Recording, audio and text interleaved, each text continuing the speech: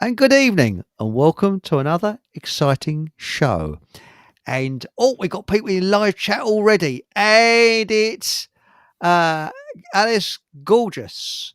So she said, "What a handsome chap!" Well, I've been in. I think. Well, let's face it. Oh no, sorry, you're talking about Steve. Yes, we've both been in makeup for at least an hour beforehand to get there. Was it thespian juices flowing? One doesn't one. Anyway, tonight's guest is Survival Steve. Hey, Hey, it's hello. great.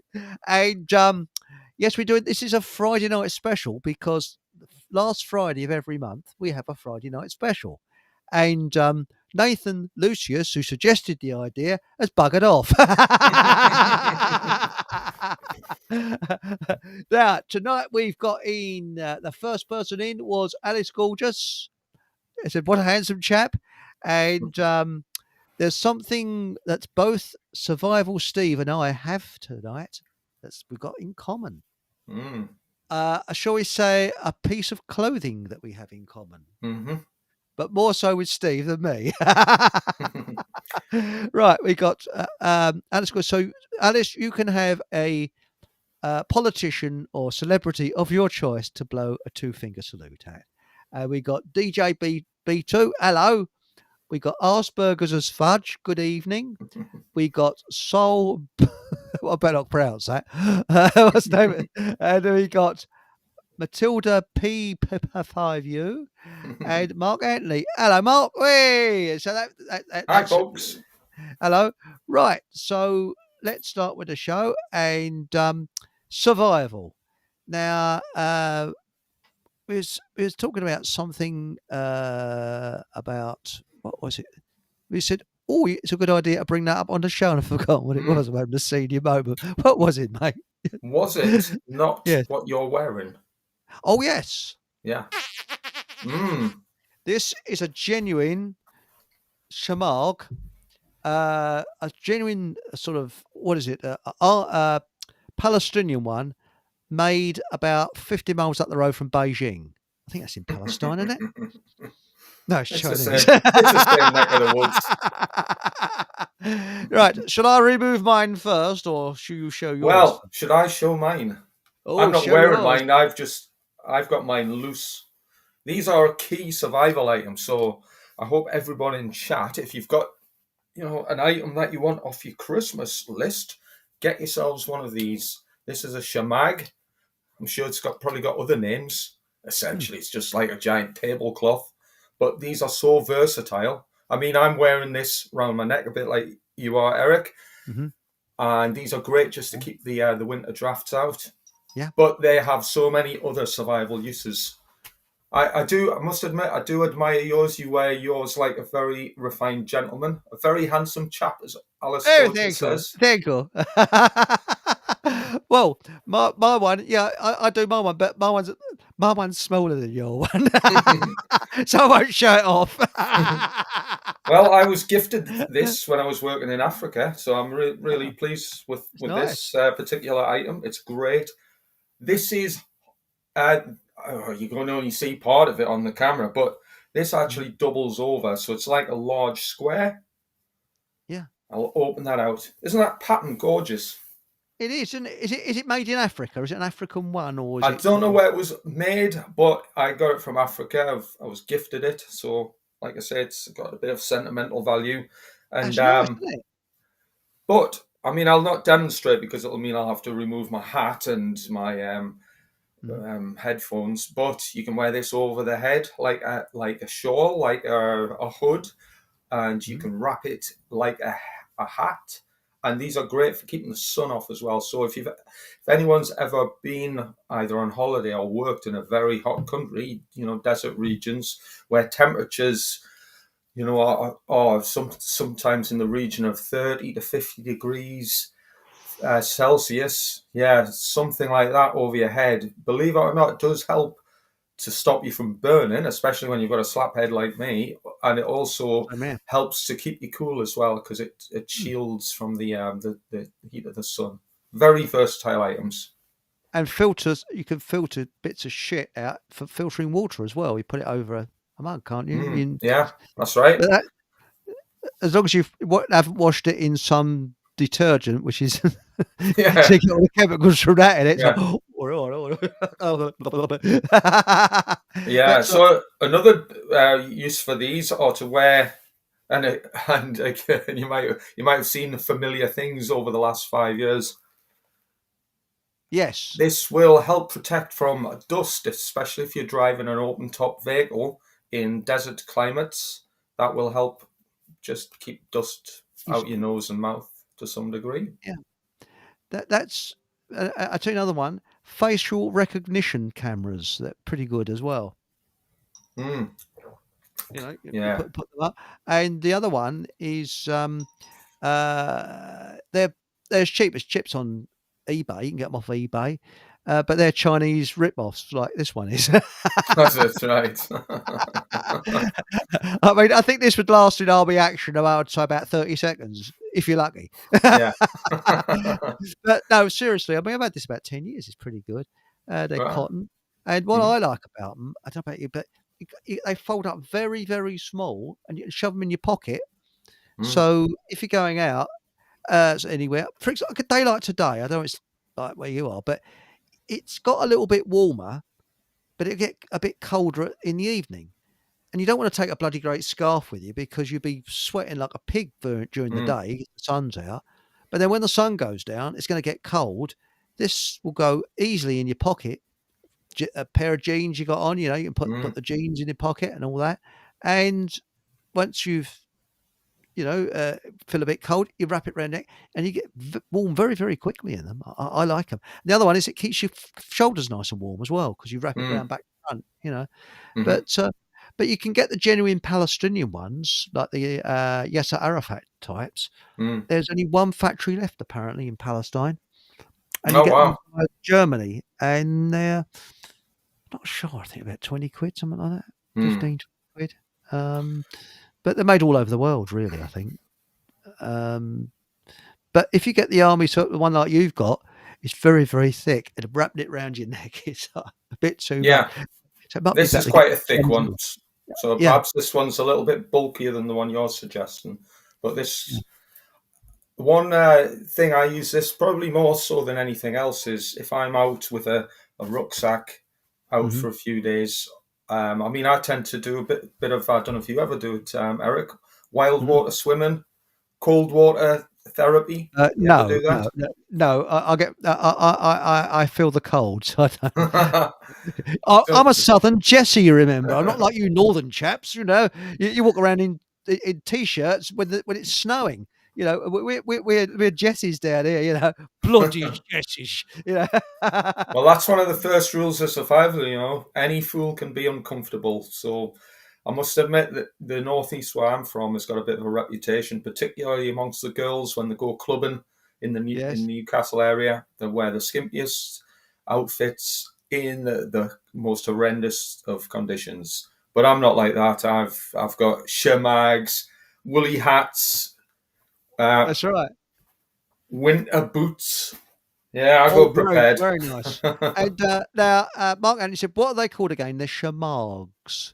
I think it's SHA. Is it double M? Not sure. Mm, SHAMAG. Shove that in eBay.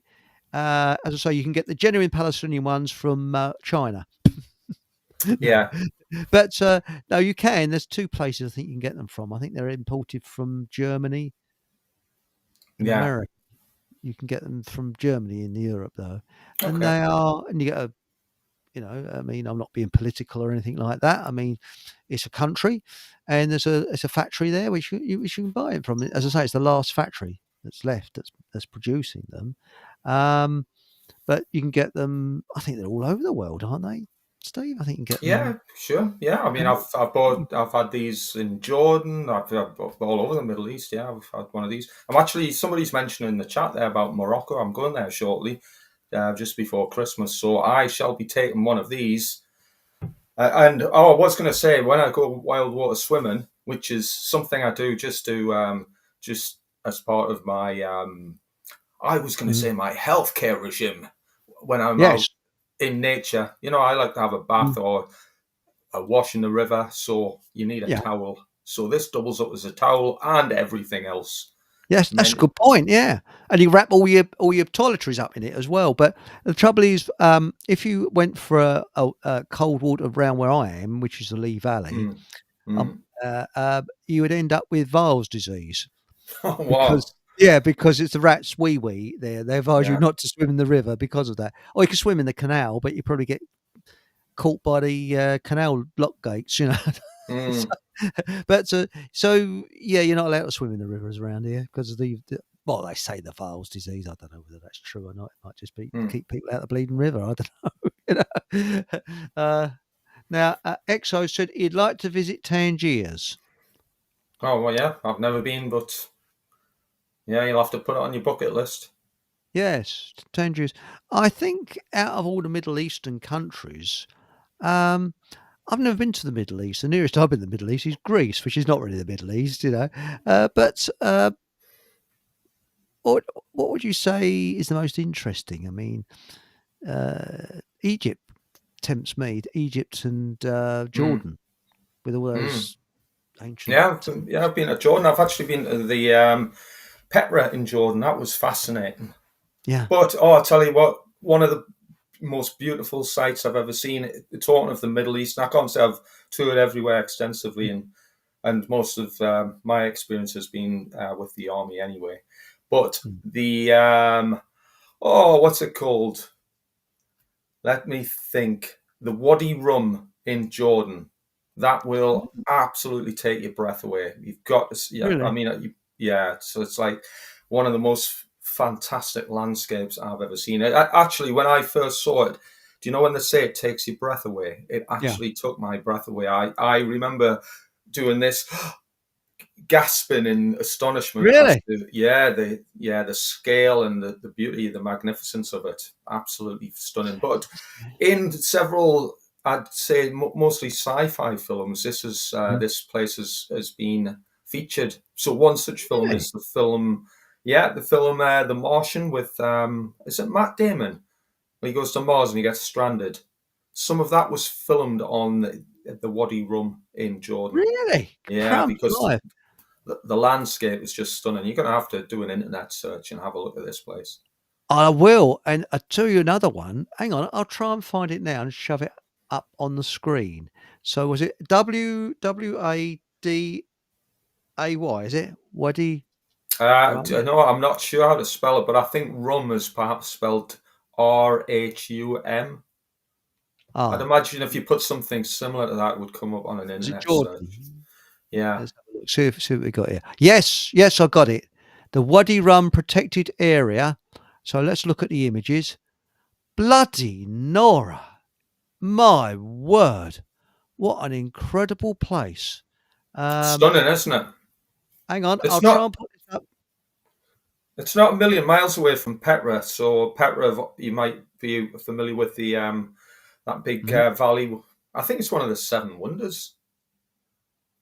Perhaps one of the Seven Wonders, but it's magnificent. It's definitely something worth looking at if you ever get the chance.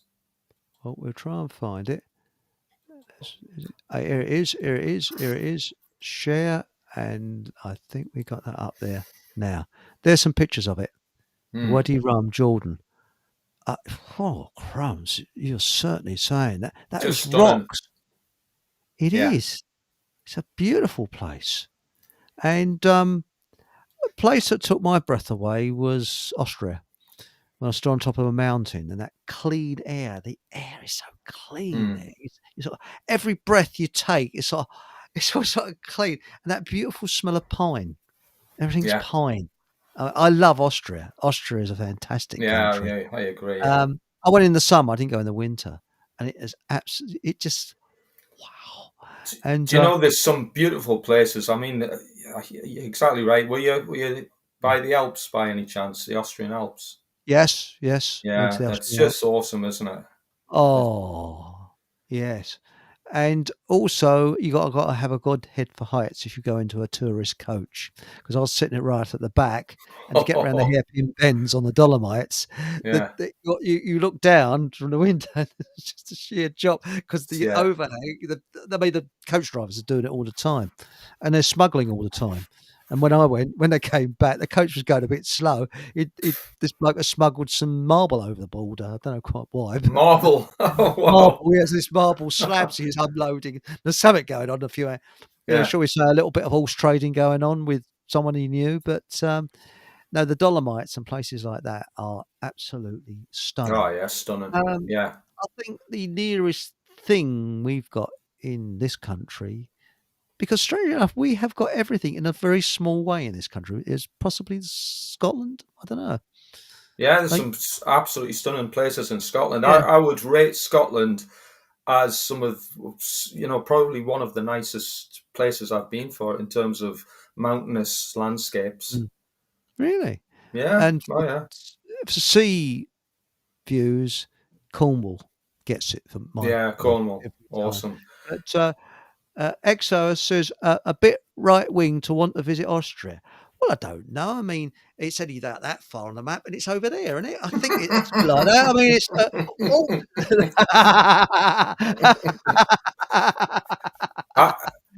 I don't know what he'd make, but I've actually been to Bavaria as well. I went yeah, a bit to, of Bavaria. it was when I was in the Illuminati. But Oh, oops, of course. I've said Yes. too much. Oh, bloody hell. Bloody hell. No, and what was it there? Where they meet? There was that special meeting they have in a hotel. There's the Oh, the Bilderbergs. yeah, well, Bilderberg. It's a bit of training. Yeah. To run Focke-Mall, you got to have your intro training. But Oh, yeah. Bavaria, and I tell you a place I've always wanted to visit. Well, I never did. Swan Castle. That's where they filmed wow, Chitty Bang Bang. The film Chitty Bang Bang. wow. They filmed it there. Yeah. And that was Prince Ludwig and Wagner had something to do with that. And Prince Ludwig, he actually didn't get architects; he got theatre set designers to design that castle. It's brilliant. Everything I've seen about it, I just fall in love with that sort of architect. Yeah, I bet. And he died suspiciously, Prince Ludwig. Really?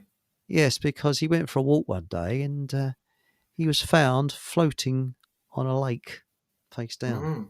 Right. He'd been drowned Mm-hmm. by someone. Who? Why? Suspicious. Yes. And Exo has said, what is it? Yes, we'll have the police knocking on the door next. Bravilla is definitely right wing. Yes. You should be ashamed of yourselves. I know. Well, if the police knock on my door, I've got the perfect thing for them. A boxing glove. Well, that's good, isn't it? Yes. I thought it was going to be a sort of what is it, garroting machine. Well, if that'll be for the second one that enters without without an apology. Precisely. The only country I've never really been interested in visiting is Australia in the desert, because it's just miles and miles and miles of flat nothing apparently. But they actually have got Alps, similar to Alps, outside Sydney. They actually got skiing in Australia. Oh yeah, I've heard They of get that. snow there. Yeah, and but I'm not really interested in going to places like Israel and places like that. They don't really interest me. But Egypt, yes, because the pyramids. Have you been to see the pyramids, by the way? No, I've not been. Have I been to Egypt? No, I've not been to Egypt. But I'd love to see them. The pyramids are absolutely fascinating. I've always been fascinated with them. And that kind of reminds me, because Exo has also mentioned about Baalbek in Lebanon, which I've personally never been there, but I do some of the presentations that I've given on, because I do talk about the occult. Some of the work I do actually talks about Baalbek, and some of there's 3 stones in particular, which are erected under what's known as the Temple of Jupiter, like the foundation blocks, which predate the Roman building work, I should say. But these stones are in the region of 900 to 1,000 tons each, and they've been dragged over a mile. I say dragged. Who knows how they got them over a mile to their final resting place. And they're about 3 meters off the deck as well. So how on earth did they manage this? Absolutely outrageous.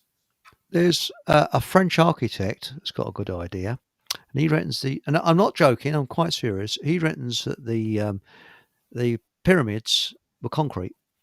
made stones, and because they had all the facilities to make concrete, and they didn't drag any rocks around. They literally molded them. Molded them, yeah.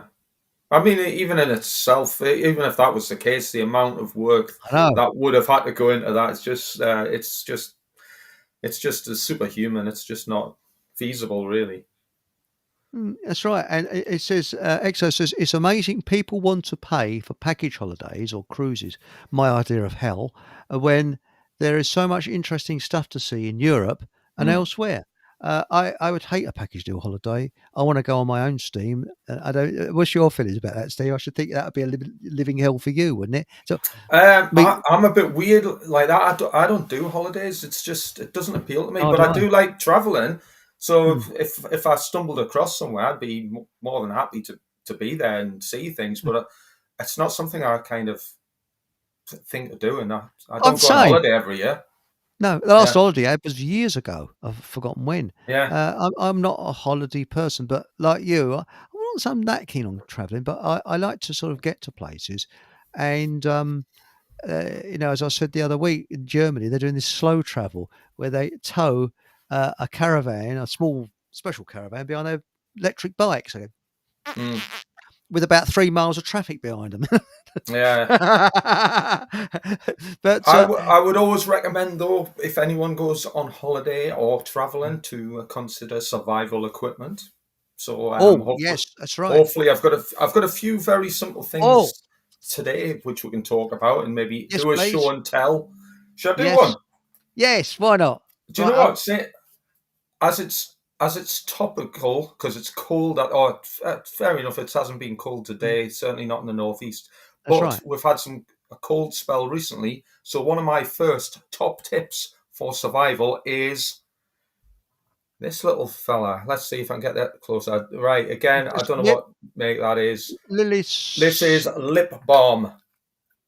Vaseline, petroleum jelly, that kind of thing. So lip balm.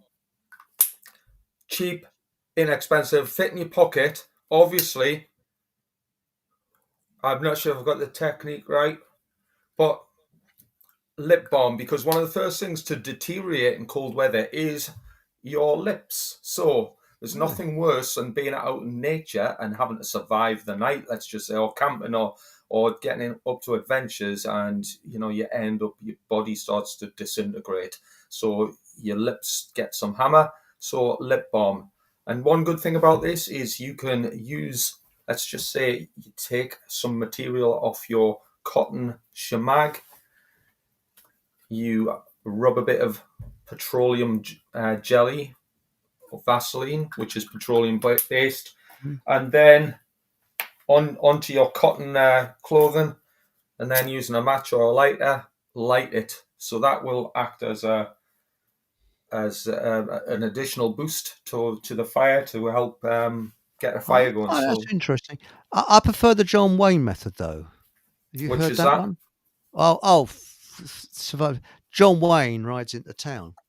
Yeah. And he gets off his horse, lifts up his horse's tail, then starts kissing his horse's backside. And there's this old boy with a bit of wood on a rocking chair. Says, "Hey, John Wayne, why are you kissing your horse's ass?" Says, "'Cause I got chapped lips." Oh, what's that got to do with it? It stops me from licking them. Sorry.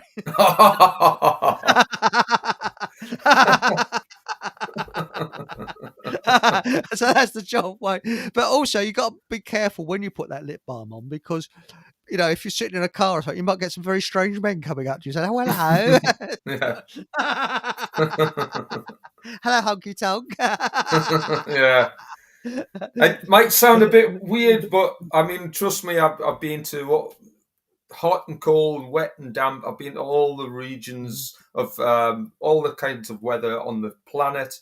This is, this never goes wrong, because really? I've never seriously, thought of that. Yeah. Do you know, that would have been the last thing. I would have thought of lip balm. Yeah, sure, lip balm. If you spend a long time out, I say a long time, you spend a day or two out in nature, in the elements, again, if your lips do suffer. So that's interesting. Yeah. thanks for And the tip. there is a saying, and again, I can't remember it exactly, but there is some outdoor instructors will say you can tell the degree of professionalism of the individual by the suppleness of his lips. So it So means there you're we looking go. after yourself. That's what that means, Yeah. and that's important. When you're out in nature, things you're not getting the same kind of comforts as you are in a house. So things do start to deteriorate, and you've got to keep on top of all these little things just to keep yourself functioning. So that's kind of the key takeaway from that. That's brilliant. Lip balm. I'd Yeah. have never, and I like the idea we can use the petroleum jelly to start a fire as well. Helps you with a fire. Oh yeah, and rub that on cotton balls. Cotton wool Yeah. works terrific. Or Yeah. handkerchiefs. I went like disposable handkerchiefs, napkins, that kind of thing. Yeah. And you can light this stuff from a spark, from a ferro rod, and get a fire going. Yeah, it burns really well. It's known as a flame enhancer. So or flame extender. It'll help extend the sort of calorific value of that combustible material and help generate the heat necessary to get your fire going. Brilliant. Shall we get another item going? Oh yes, please. I've enjoyed this. It's great. All right. I'm going to write these down. I'm going to list these down. They're plenty good ideas. Well, I'll save you the bother. What I'll do is I'll put it on my survival channel. So I'll make a list of. Oh, excellent. And Steve has got his survival channel. I'm going to show off now. Here it goes. Now, that's what we got here. Window. Here it is. Survive the Apocalypse. Here it is. And I think, can you see this, everybody? I think you can. Let's have a look. Oh, hang on. I've lost myself. Right, there we are. And that's Survive the Apocalypse with Steve, and that's on Telegram. So there's showing you kit. I can't enlarge it, this picture, because he doesn't want me to. But that's the survival information he's got on there. It's bloody good information as well. So I just thought I'd share that with you. Sorry, mate. Carry on. Please feel free. Right, yeah. So So Survive the Apocalypse, Survival Steve. I mean, I would be the first to say it's probably not the most comprehensive or the most awesome channel on the planet, but it's bloody good. Thank you. I try to keep things, as up to date as best as possible and add some interesting things. If I'm ever out on adventures, I will try to take photographs and give little top tips. One such top tip, right? You might recognize this. I'll not unfold it to its full length, but I'm sure you get the impression or the idea what this is. This is a bog standard bin bag. So, really?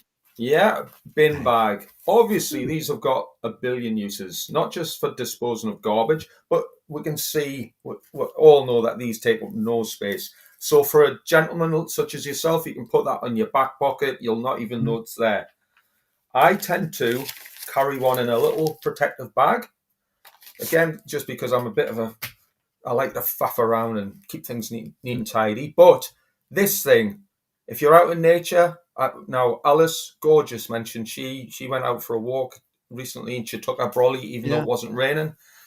I don't always take a brolly, but I will, especially if the weather's looking a little bit iffy and I'm out without a jacket. I will carry one of these because you can quickly fashion this into a makeshift raincoat.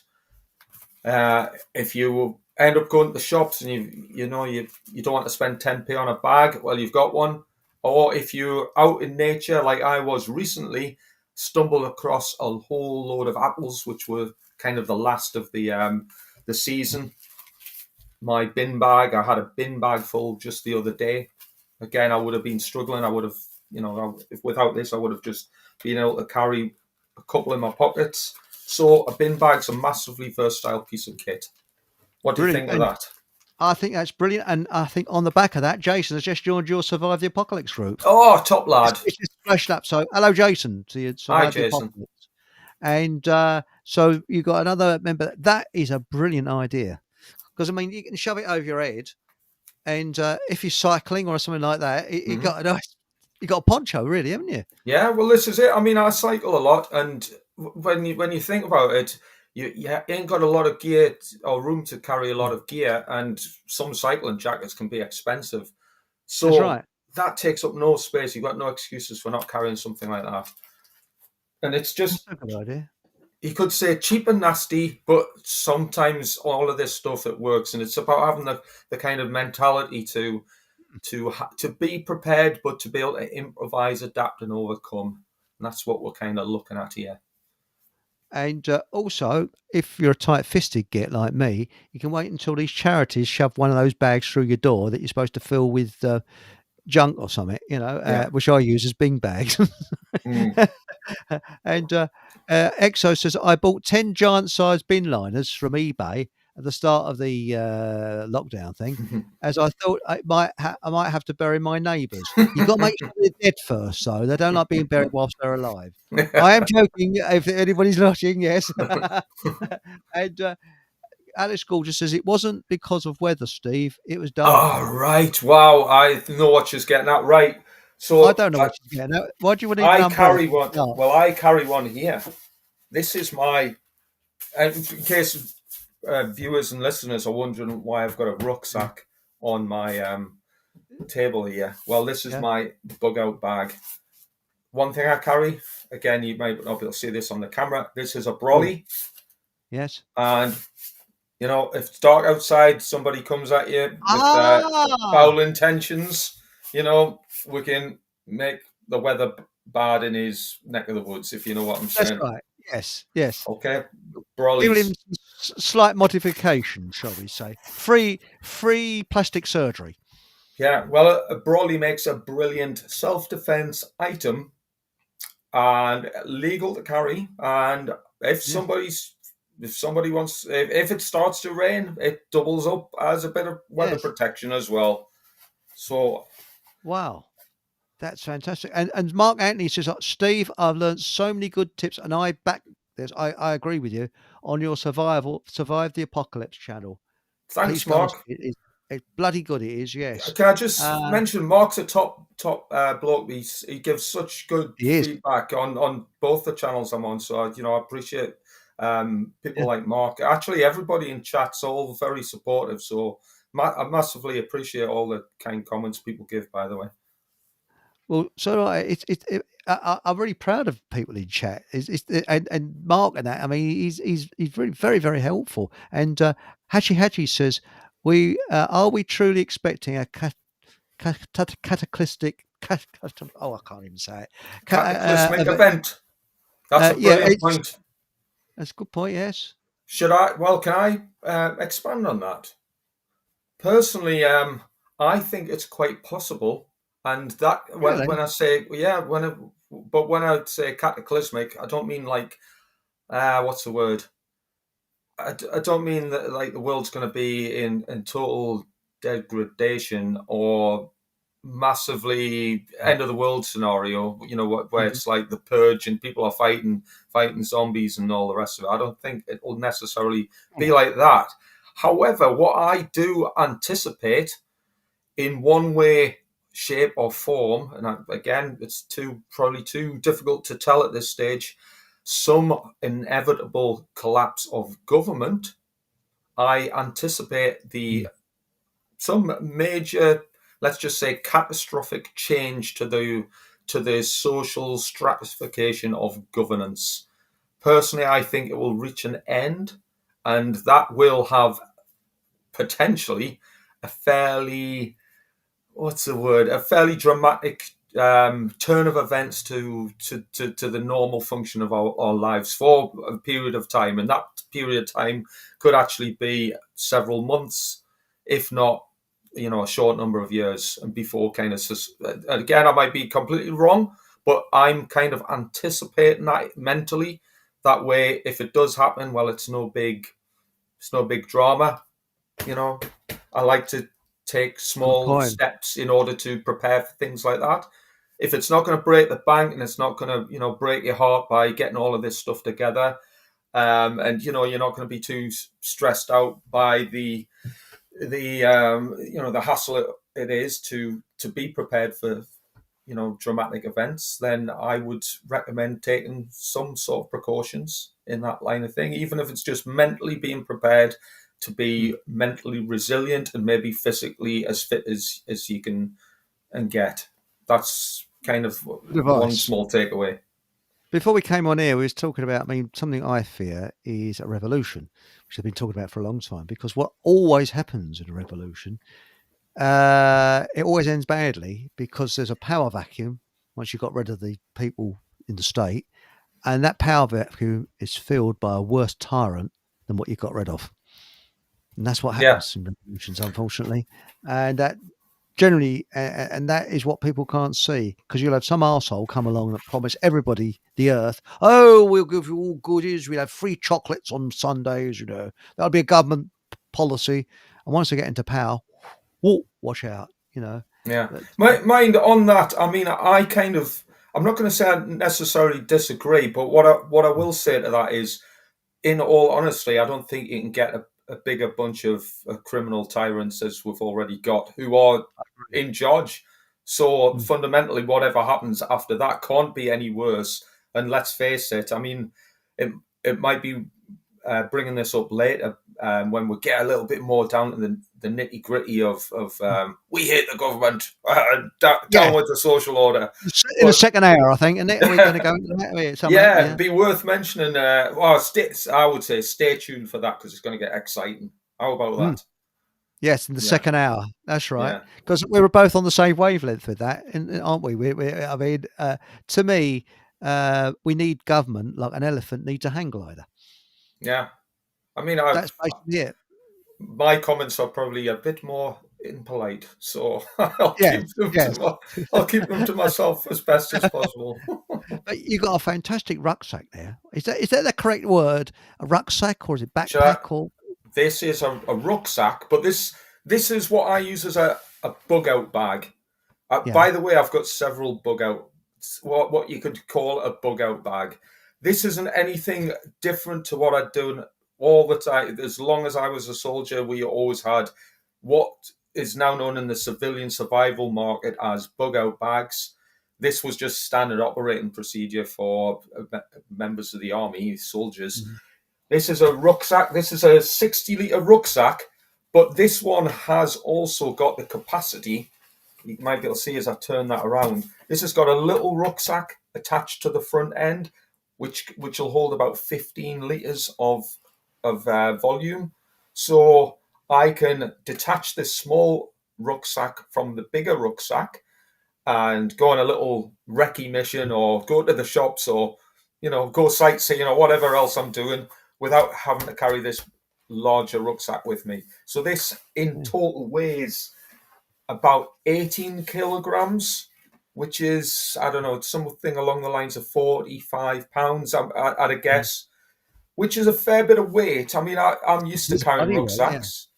yeah. If you're not used to carrying rucksacks, this can be quite cumbersome. It'll probably be like quite heavy Mm. for some people. So again, it's got to be tailored to what you're anticipating, what you've got to carry. If you ain't got the gear, it's pointless saying you need one of these if you ain't got the gear to put in it.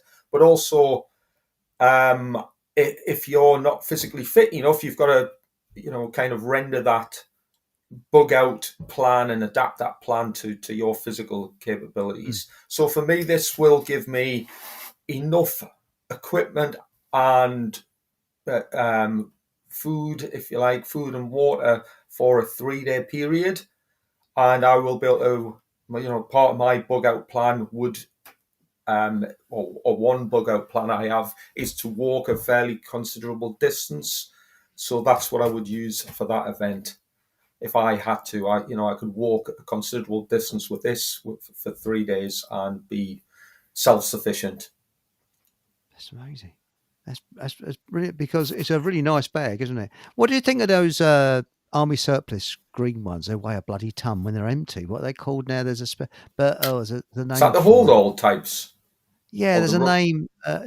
They're green. They're thick, isn't it? And apparently they're virtually indestructible. I think they survive a Is nuclear that the war. Army Bergens you're talking about? Bergens, Which, yes, yeah, yes. the Bergen. Yeah, they're brilliant. Do you know what? I've got loads of army kit. I purposely haven't got an army rucksack here, simply because I want something that's a little bit more kind of civilian friendly. It'll kind of blend in with Mm. the I know what you normal mean. pattern of life in a civilian environment without kind of sticking out like, oh, that guy's got an army rucksack and he's got a short hair and all of the rest of it. It kind of Mm. like, you kind of stick out as a I know what you soldier. mean. And again, you bring attention to yourself that way. This kind of blends in a bit, but it Mm. also blends in with nature because of the colours. Not only that, it's fairly robust, but yeah, the Army Bergens, they're brilliant. You pick one up from eBay for 30 quid, you'll hold 100 litres of gear. That's a big amount of Yeah. gear you can hold in one of them, and they're massively robust. Yeah. Yeah, I've heard about that, but they're not cheap. You have to pick them up second hand, I think, because a new one cost a fortune, I think. But no, but that umbrella idea, I like that because you've got me into catapults now. I'm really interested. Brilliant, yeah. And was it that you hold them sideways, don't you? Toing, Oh, that's like the gangster grip. Like, yeah. you've got to do the face as well. Yeah, and I'll tell you something. Was it the Slingshot channel with the German man who says, "Now let me show you its features." They're more powerful than some air guns. Bloody powerful! They'll spoil your day. Put it that way. They'll spoil your Yes. day. And one good thing is, especially if you're by a riverbed or the beach, you'll never ever run out of ammunition. Precisely. So, yeah, I had one as a kid, and I've still got it. And I mean, as you can probably tell, I'm almost in my 30s, so I've had it for a good few years. Your nose just got a bit longer. Oh. But Pinocchio, but no, they are brilliant because the other thing, they don't take much space. Another one is the one of those that they kids use in Palestine where they swing around. A sling. And I'll tell you Definitely something. get one of them. The Israeli army are bleeding shit scared of kids with slings because they've injured a lot of people with them. They're really powerful. Yeah. Boom. They're brilliant bits of kit. Them. I mean, I'm not massively accurate with them, but if you had to dispel a crowd of zombies, for example, at 50 meters away, you'd definitely put the frighteners up them. You certainly would. Yes. The trouble is when to release the stone and not hit yourself on the head with it. But it's what you say about the ammunition. You got ammunition everywhere. You got it all around you. Yeah. But there's one bloke who's put with the shepherd's sling. He's actually put like a whip thing or something on the end of it. So when he fires it, it gets a crack. It cracks like a whip. Yes. Now hang on. Exo said, a pigeon near me regretted crapping on or shitting on my car for a week when he met my Black Widow. Oh, it's the Black Widow. Yeah. Is that an air gun, a Black Widow, or no? That's a catapult. So that's similar to the one I've got. But a catapult, a high-powered catapult, can be used to hunt small game. So things like birds. I mean, I don't eat meat, but if in a survival situation, if it was a choice between starving and taking a pigeon or a rabbit or something, I'd have to go for the animals. Sorry, animals, but yes. Needs must. But a catapult is accurate enough to take down small game, and it doesn't take a great deal of practice to get the accuracy required. And what about your neighbour's cat? Would that be, because apparently it's supposed to taste like chicken? No, I'm joking. I'm very, very much joking. It's like I cracked a joke on Telegram once, and I just said, remember, a dog isn't just for Christmas. With care, it's an old Chinese saying, with care, some could be left over for sandwiches in the new year. Dear. The bloody kickback. You terrible man, you nasty man. I've got a lovely dog. How dare you? My Labrador is really upset. Yeah. I mean, we should explore that in the second part, because isn't it funny? The same people will probably not bat an eyelid to what's going on in a certain country in the Middle East. No, precisely. probably not. Precisely. Yes, I agree. I agree with you. you know. And Exo said, "No cat killing. No, I am joking. I love pussy cats. I like dogs as well, but I have to admit, I couldn't eat a whole. Oh no, Yeah, no, no. Because I mean, have you ever been to China? You know, where you get Fido on chips or something. Then you get Rover come out with with an onion or orange in his I can't mouth. say I have, but I wouldn't be surprised if I've eaten something like that in the past. I've Yeah, perished the thought. and Should we do some more survival gear? that's right. And actually, I'm going to get all the letters of complaint, you know, and people saying, "How dare you, naughty man that eats cats and dogs?" I don't eat cats and dogs. I was again joking. Right. Anyway, yeah. Why not do some survival gear? Right, Yeah. we've already seen this on a previous show because this is a torch, but Yes. this also doubles up as a defense stick. So again, it's just like a clobber and stick, and Yeah. I've kind of given a demonstration on that kind of Hmm. thing a few weeks ago. So a defense stick, so it is perfectly acceptable to carry. Yeah. It doubles up as well. If I drop my keys in the dark, I can find it, Hmm. and particularly because we're approaching winter, the dark nights are getting earlier and earlier. We need something to help navigate our way in the dark. So I would recommend something Absolutely. like this. Fits in your pocket. No excuses not to carry something like that. A torch. So Brilliant. another key Mm. survival item. But another one. This is, you could say that's a shoelace, or it's a piece of string, or it's a hank of paracord. So I Yeah. tended not to leave the house without something like that. Takes up very little space. Again, no reasons not to carry it. And a piece of string is so massively important for any survival task. So imagine you've got to build a shelter in the woods and you've not got nothing to tie it with. Well, if you're prepared, because you are accustomed to going out kind of with that preparedness attitude, that resilient mindset of, hey, it's better to have and not need than to need and not have. So that's kind of what I would again, a key takeaway is to be resilient by being prepared. And if you do need it, brilliant. If you ain't got it, well, life sucks. So be prepared. Now we got Exo's got a question for you, and here it is. Oh, hang on. Yeah. What does Steve think of those torches that flash at a fast frequency to stop idiots? I won't say the word Mm. attacking you. Yeah, go for Yours it. Yeah, I mean, I haven't got one, but I haven't. I haven't got one, no. But yeah, that's a brilliant idea. I mean, there's some brilliant. I think they're called tactical torches, and you get ones with, like you say, the rapid fire things. Hmm. Yeah, definitely get one of them. Look like a strobe or whatever. If you've Yes. got the money for it, yeah, why not? Hmm. That's interesting. Yes. But no, a torch. It's surprising how people overlook that, especially with these dark nights Hmm. and things like that. But is that cord you got? Is it paracord, which you can get off of Paracord, eBay? yeah, paracord, but it doesn't have to be. I mean, even if it's just, I tend to have at least a 6 foot length with me all the time. That's you can do so much with that. Even if Hmm. it's just something daft like your shoelace snaps. If this is a key survival item, because one of the reasons for that is, even though it is possible to manufacture some sort of cordage to tie things Hmm. together out of natural materials, it's time consuming, Hmm. and it depends on the location. So if you've got these key items, again, you're going to be quids in when it comes to assisting yourself in survival. And I mean, I talk about survival, so it doesn't Hmm. necessarily have to be survival. If you're out for a picnic in the woods with the kids and the dog, and you need to do some sort of shelter because of a sudden downpour, it's not exactly a survival situation, but it's something that's going to make your outdoor experience a little bit more pleasurable. Hmm.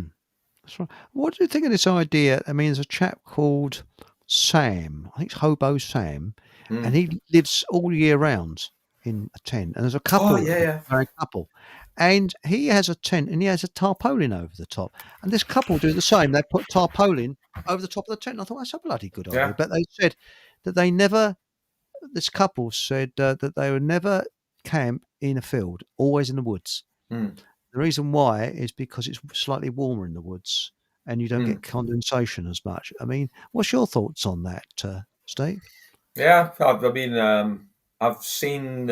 I think I've seen both the people that you're talking about. Yeah, I mean that's quite hardcore to do that all year round. That's I think a In lot the of people winter, would. A lot of people would I really would struggle with struggle. that. Yes, yes. But yeah, I mean, these guys have probably got more camping experience than I have. I mean, one thing I tend not to use tents, even now, even Hey? though I tend not to use tents. Oh, I am interested. Tell me more. Oh, this is Well, I interesting. tend to use what we would term when I was in the army was something called a basher, which is just a plastic sheet with that you can tie with your paracord at each corner onto a tree, and that's what I tend to use as shelter. But a tent, I mean, I wouldn't knock them. I mean, I do have a tent, but I don't always use it, if you know what I mean. Extra weight. What about the tarpaulin? I mean, you can buy a cheapo tarpaulin in a pound shop and places like that, but I don't think it lasts very long. I mean, is there No, yeah, quality type? I mean, what sort of tarpaulin is really the best sort of stuff? I mean, obviously not pound shop, but that's all right for yeah, sort of covering over your tools or something out in the garden yeah. overnight. I mean, in fairness, I've got several tarpaulins, stroke shelter sheets, bashers. One of the best, I think, is the British Army Basher, but they cost about 40 quid on second-hand Mm. markets. But they're massively robust. They'll last you forever. DD Tarps is another one, but they're quite expensive. You're talking about £50, £60, quite expensive. But they're very lightweight, and again, they're quite, they're very. These are probably some of the best things to go for. But if you only want to spend £10, £15, get one of those fairly robust tarpaulins from a garden centre. So not the 99p ones, not the Mm. £3.99 ones. Get the £10, £15 marks. They're a little bit more robust. But again, if you're on a budget, that's definitely worth considering. And that's probably something I'll put on my Survive the Apocalypse channel shortly, just to give a little bit of a review on that.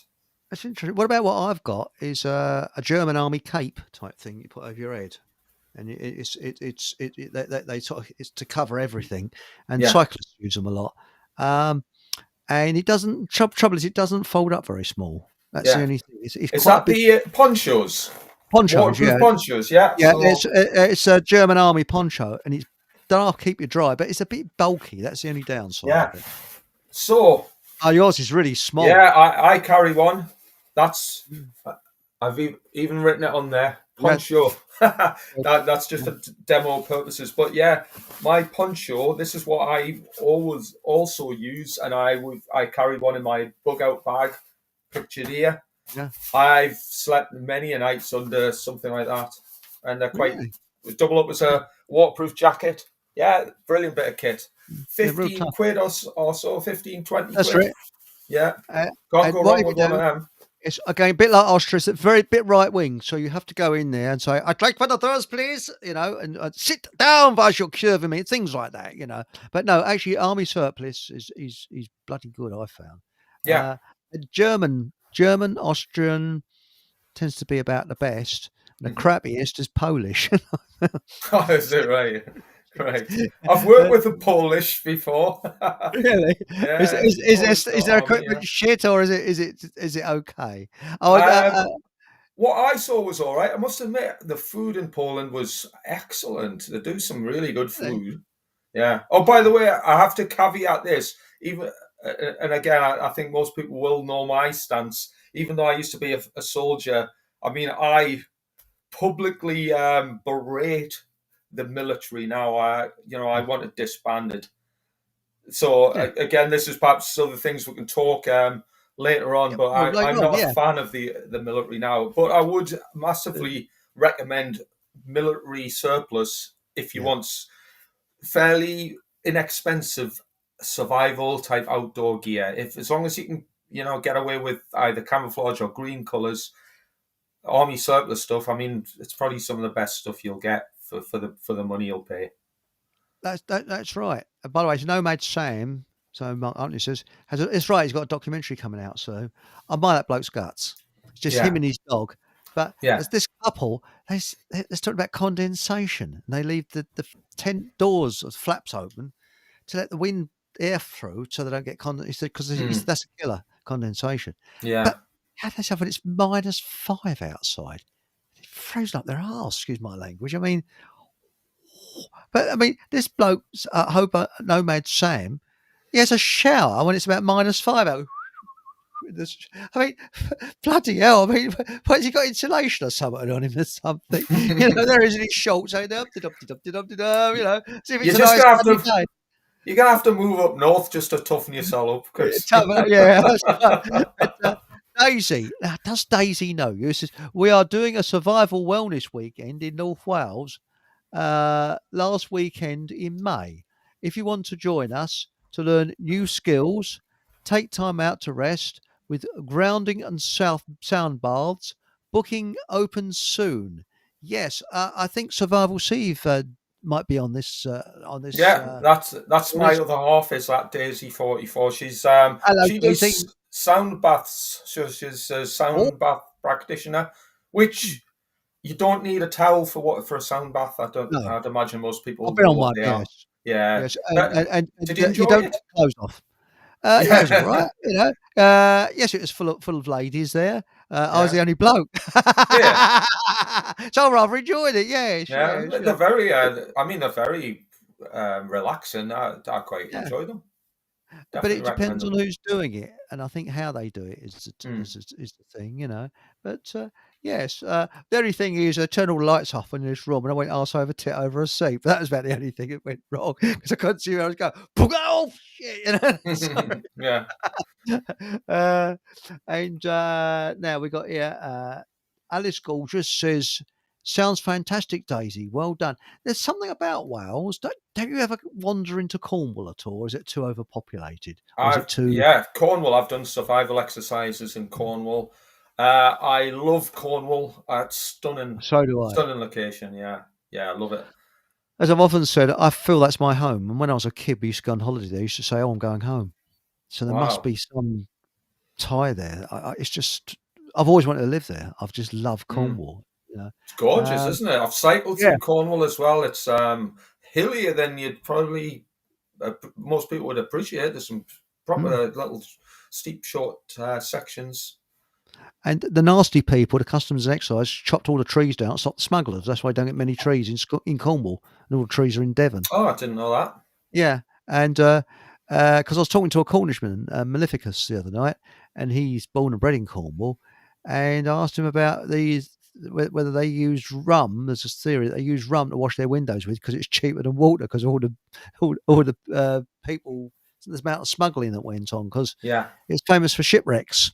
And of course, there's a lot of stuff washed up at shore, so they get most of the stuff. And of course, there was the naughty people that had lights that made out there were lighthouses to purposely draw the ships onto the rocks. But they were only a small percentage of very naughty people. Yeah, sure. But should we do some more survival stuff? Please do. Yeah, carry on. I'm enjoying this. Yeah, fantastic. Have a guess what this might be. Let's see if I can get that right. Have a guess what that is. It's not a first aid kit, is it? It is. So first aid is a key survival skill. So one of the 7 core skills of survival or essentials is first aid. And even if you ain't had first aid training, I'd imagine most people know that if somebody's got a bleeding wound, for example, you can use some sort of absorbent material, preferably clean and preferably sterile, such as a dressing. So I carry a dressing in here, and I'll show you what that is because some people get dressings and bandages mixed up. I do. What is the difference between a bandage and a dressing? Well, that's a dressing. A dressing is like an absorbent material, a pad with a bandage attached. So a bandage is just the material that you would use to cover a dressing, say, or support a limb. So you can't actually use this as the material for a bandage, or you could use it to wrap around a wound. So if I've got a cut on my arm, for example, big gaping cut on my arm, I can use that and apply some pressure. And there's a instant survival dressing stroke bandage. We can also, again, I'll not do this fully because it's going to be a little bit awkward with these things on, but I can also turn this into an arm sling. Oh, yes. So you can use an arm sling, tie that behind the neck, and I don't know if I can see that. So support the arm. So again, a massively versatile piece of kit for first aid things as well. So first aid. And I mean, if a man gets trapped, a snake gets bitten on the bum or ghoulies, and you say to him, he says, "Well, you got to suck the poison out because I'll be dead in 3 minutes." You say, "I'm afraid you're going to be dead in 3 minutes." But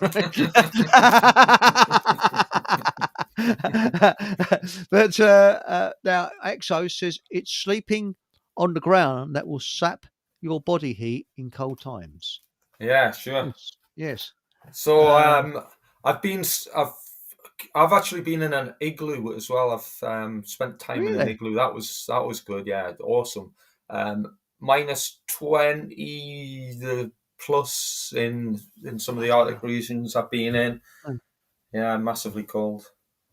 Really? Yeah. And I tell you what, they're very warm. Say again. They're supposed to be warm. They're supposed to be very warm inside igloos, aren't they? Is that with the warmer than the Inuit? outside? That's for sure. Yeah. Yeah. So one good thing in Arctic regions is things like, and again, I'm a veggie, so I wouldn't necessarily go out and kill a deer for the purpose of this. But in a survival situation, reindeer hide or animal hide makes excellent insulation for things like. In fact, I would say it's probably better than any sort of man-made, purpose-built fabric for insulation. Is Really? Yeah, massively. I don't know how, but nature works better than we can build, so to speak.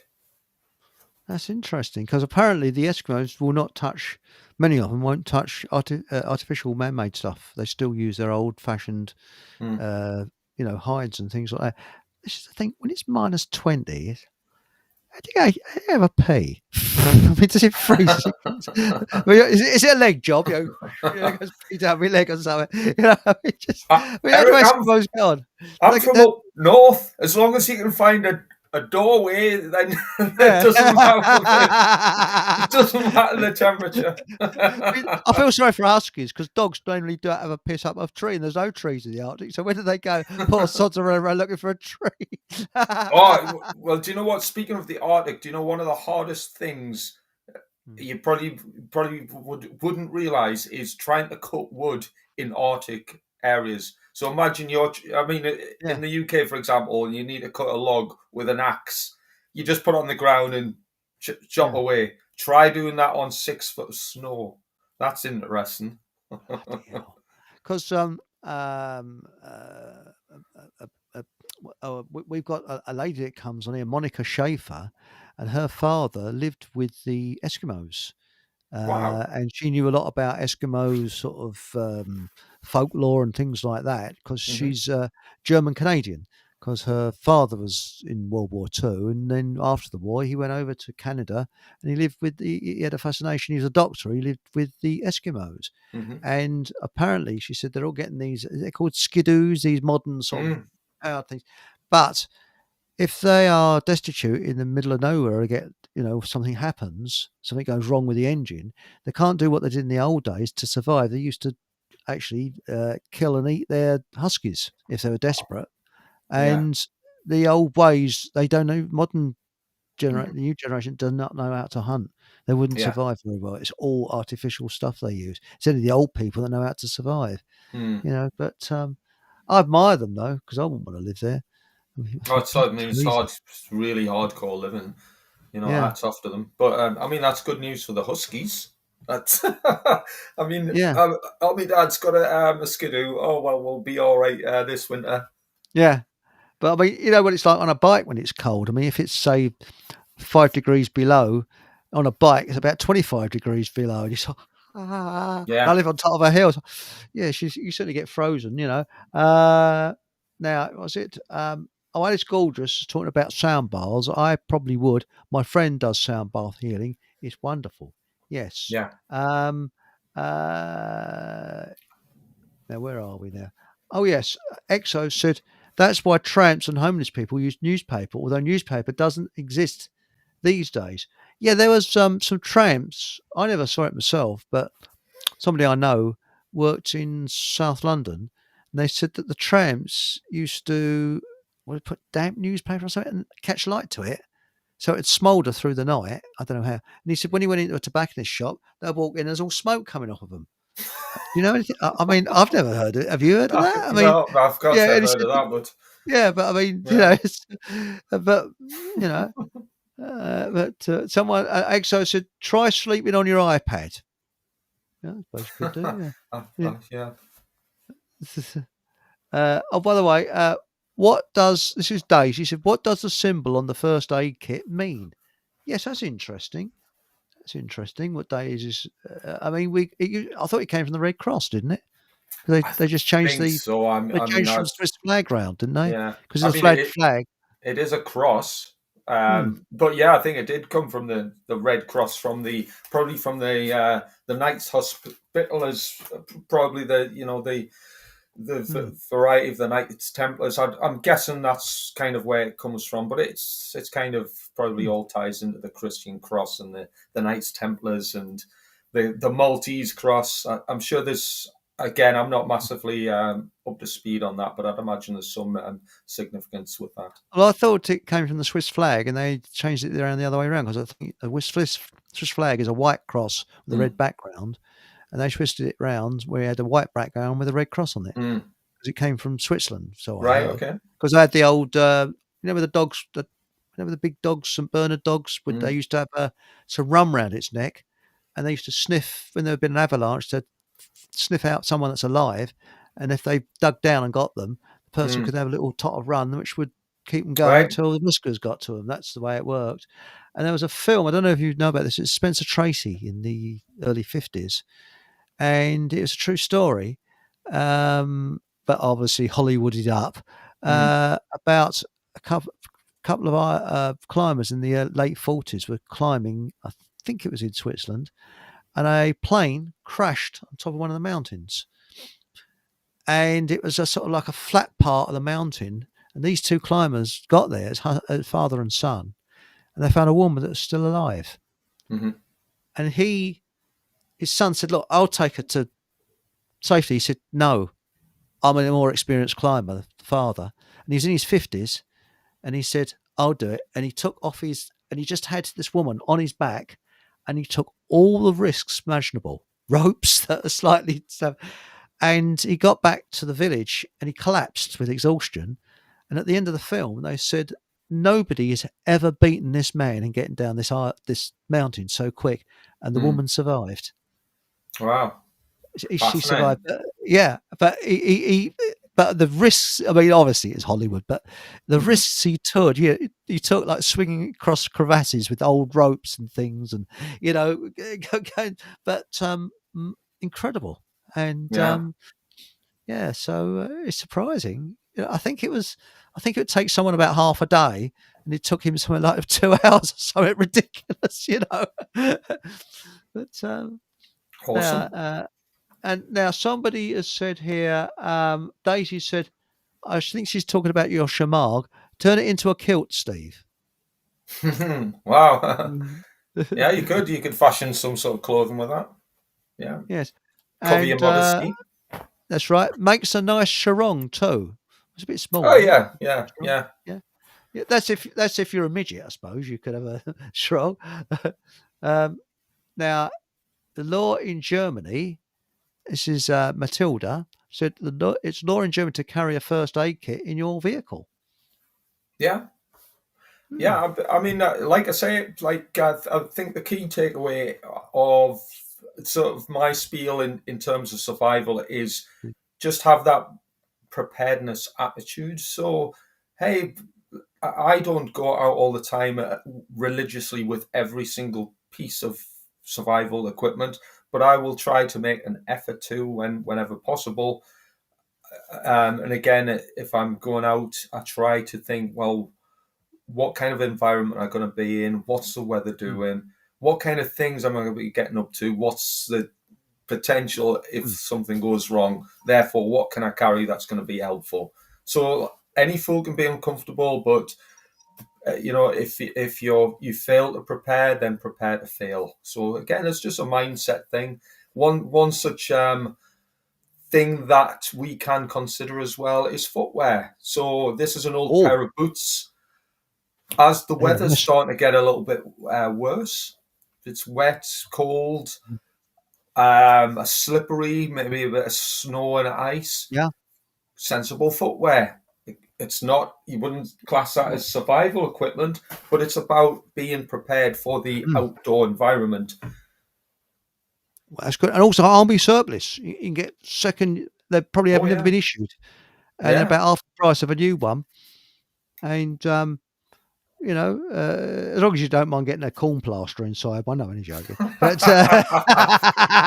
No, army issue. Seriously, if anyone's on a budget and you want a robust kit, I would definitely go for army surplus. In fact, I've got that much stuff.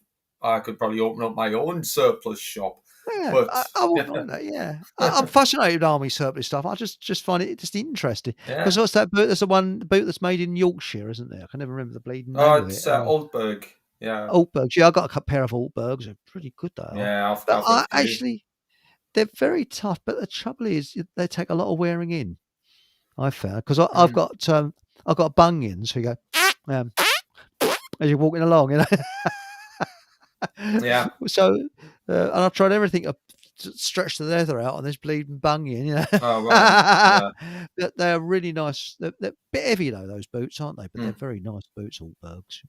Yeah. But So that would be if people generally haven't got any survival gear and wondering where to start, I would maybe consider having a sensible pair of boots. And I mean, again, each to their own. But I wouldn't kind of hesitate to buy a second-hand pair of boots. It doesn't really put me off because you can get some really good bargains. Somebody will try hiking for a weekend, discover that it's not for them, or they get a blister and it puts them off, and then you've got a £150 pair of boots for 30 quid.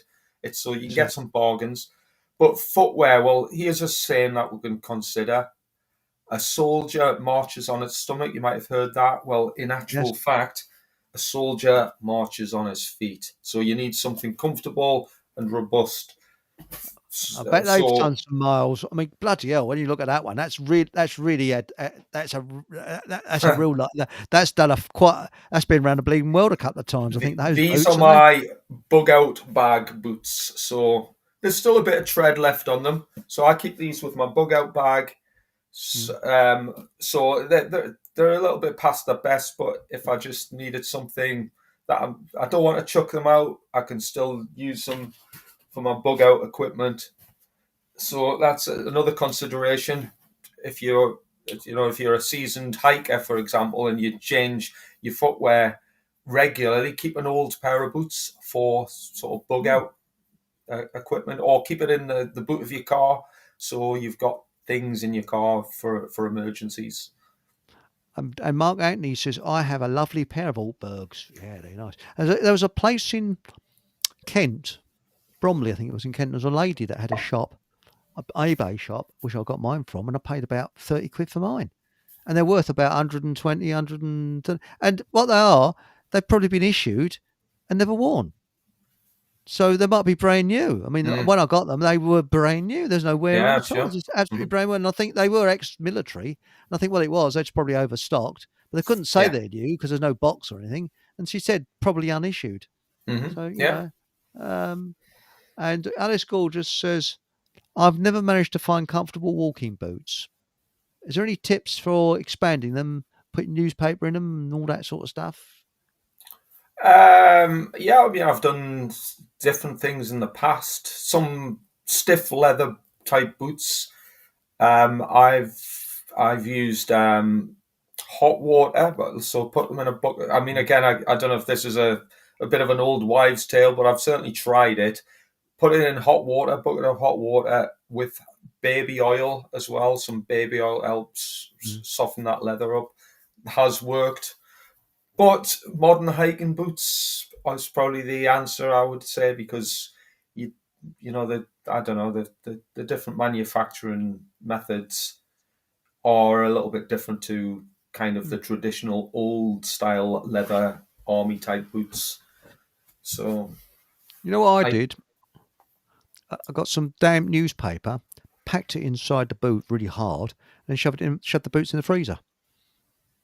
okay. And of course, it Hmm. expands out, and then the trouble is you've got wet boots afterwards on the inside Mm. instead of the outside. That's the downside. Yeah. But but there's loads of them on eBay, loads of tips like that on eBay. Yeah, sure. I got the old fashioned also like a torture device that you put inside the boot.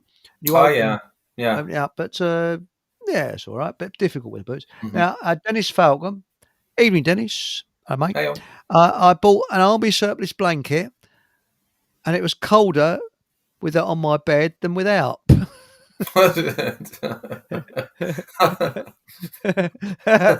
Oops. Yes. Was it a proper woolen one, or was it was it a Polish one? President from Poland. Yes, we don't have blankets to keep us warm. You know. Sorry, anyone from Poland, they're probably switched off by now. You know. By the way, any other country, I'll get round to you soon to insult you, so don't worry. Uh, now,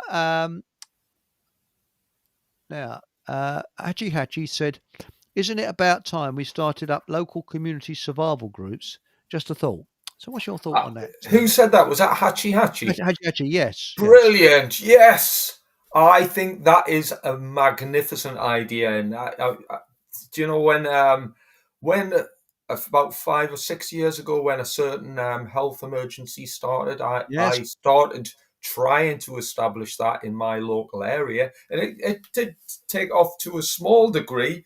So this is kind of where I started offering public civilian type survival training was then simply because a lot of people were asking for it, asking for survival things. But I think it's kind of Yes. died off a lot. I think people, I get the impression, and again, I'm generalizing here, I think people have generally stopped considering survival necessities.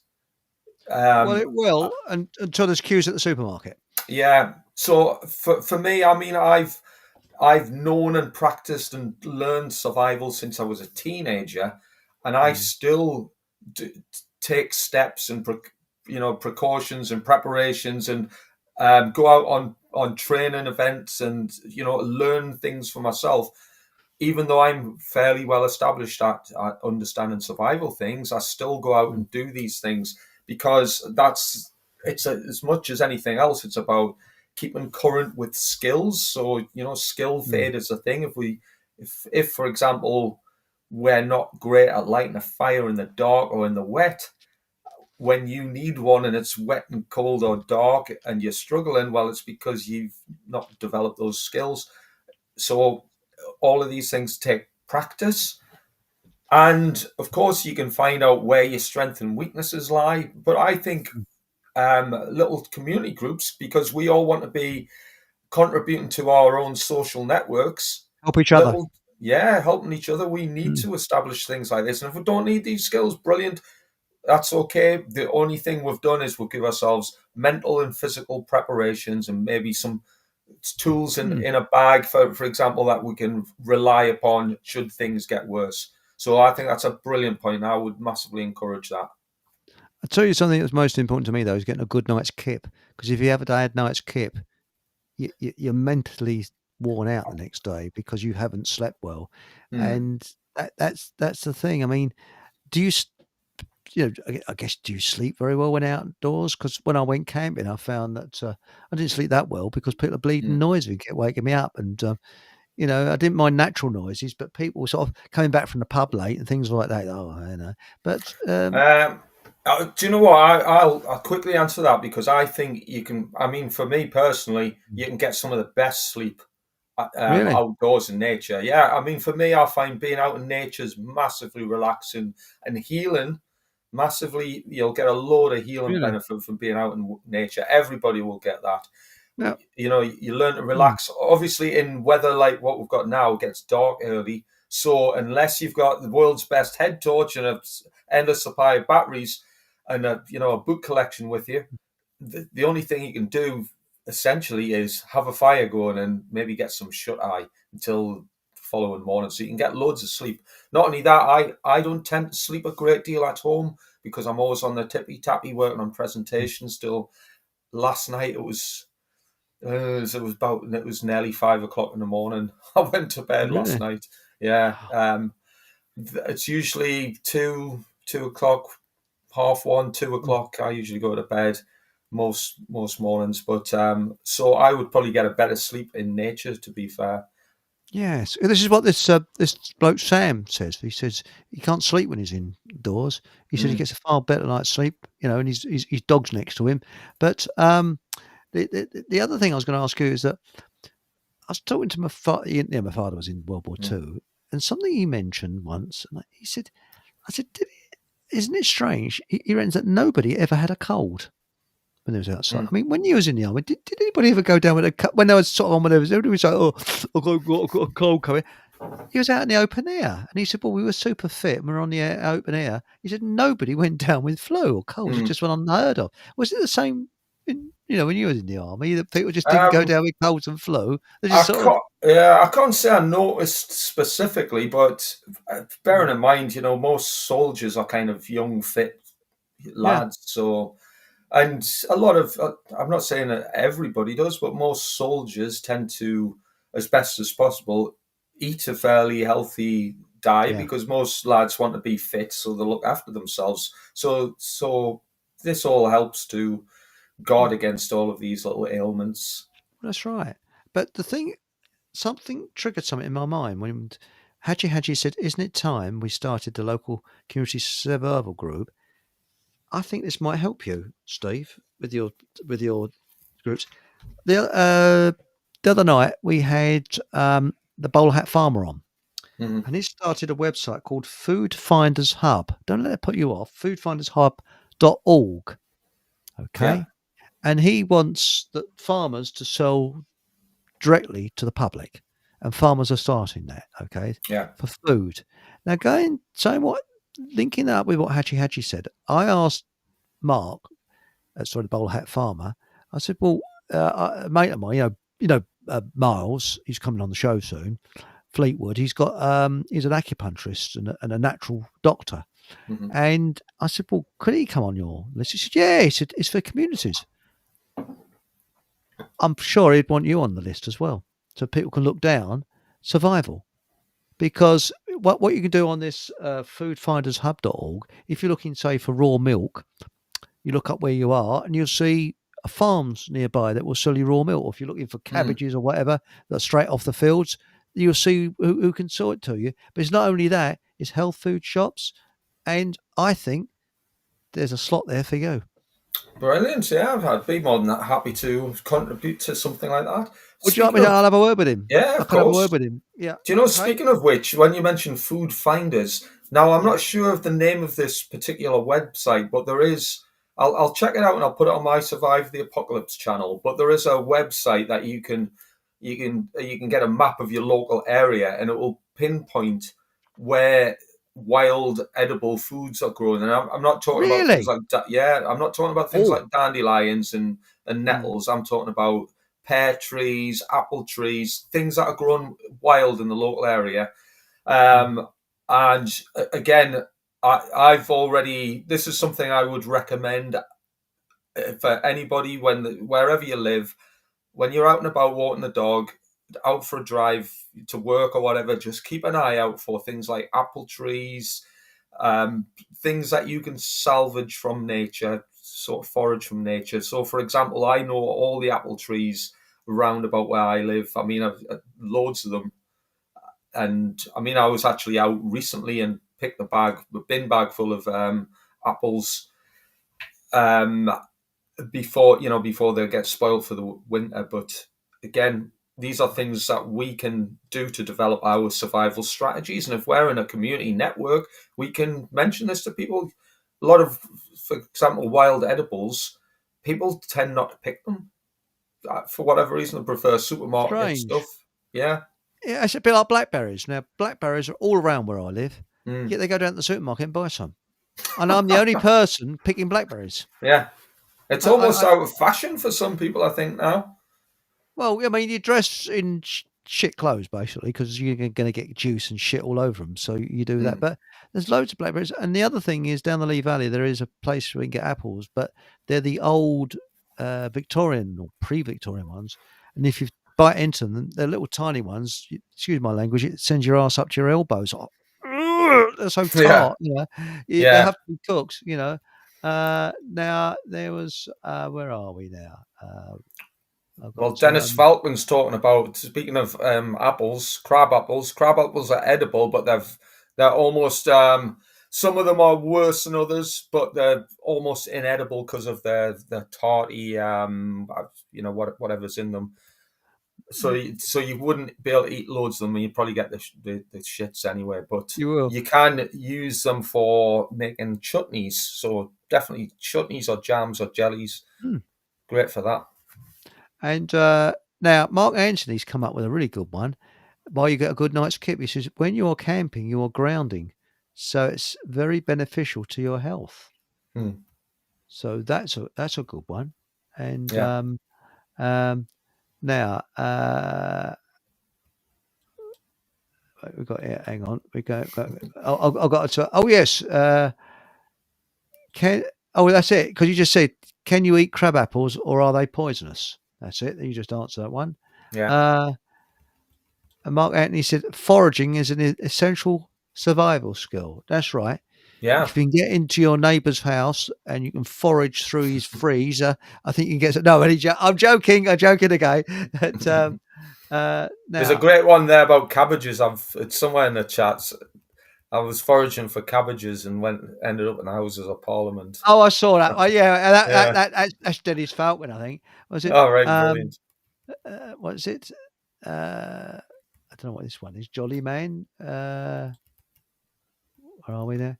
That's right. That's it. We call picky wild fruit scrumping. Yeah. Oh, wow. Cool term. Yes. Now, what's this? James Webb Land based 7 array infrared telescopes. Reflective mirror deployed in a second law violation. Fake space has captured. Sorry, I don't. What has this got to do with what we're talking about? Don't know. I can't see. Oh, yeah, I've got it. James Webb. Yeah. Don't understand. Sorry. Fake. Yeah, I don't know the answer to that one, but it's. I would say about that big myself. I can. But, Well, I can answer the one about do you shit in a bucket during the night. I mean, yeah. So here's. I think I could write a book on how to crap in the woods. Crap in the woods. That'd be a good one. Yeah. But here's the thing. Nighttime's a great time to go for a number 2, simply because you can pretty much your camouflage and concealment's that little bit easier, so you can crouch behind a bush and hopefully not get discovered by somebody out walking their dogs. But do you go out the tent? Yeah, I would definitely go out the tent. If you've got a Definitely, tent, yes. definitely go out the tent, especially if you're sharing it. What else? Yeah, a bucket. Yeah, if you've got a special bucket. But here, if you I don't know, you need to do it in a car or a building or something. A newspaper. So you need a newspaper or cling film. So obviously drop your load onto the sheet that can be wrapped up and disposed of accordingly. All right.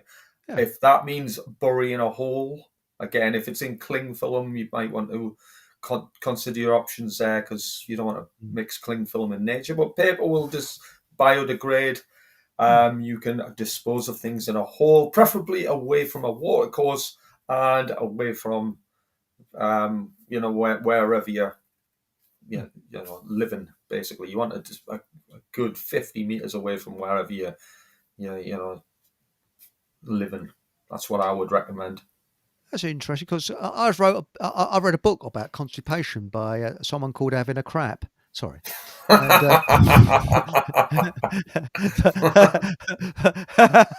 yeah, cure constipation by having a crap. Yes, but what happens if the internet goes down?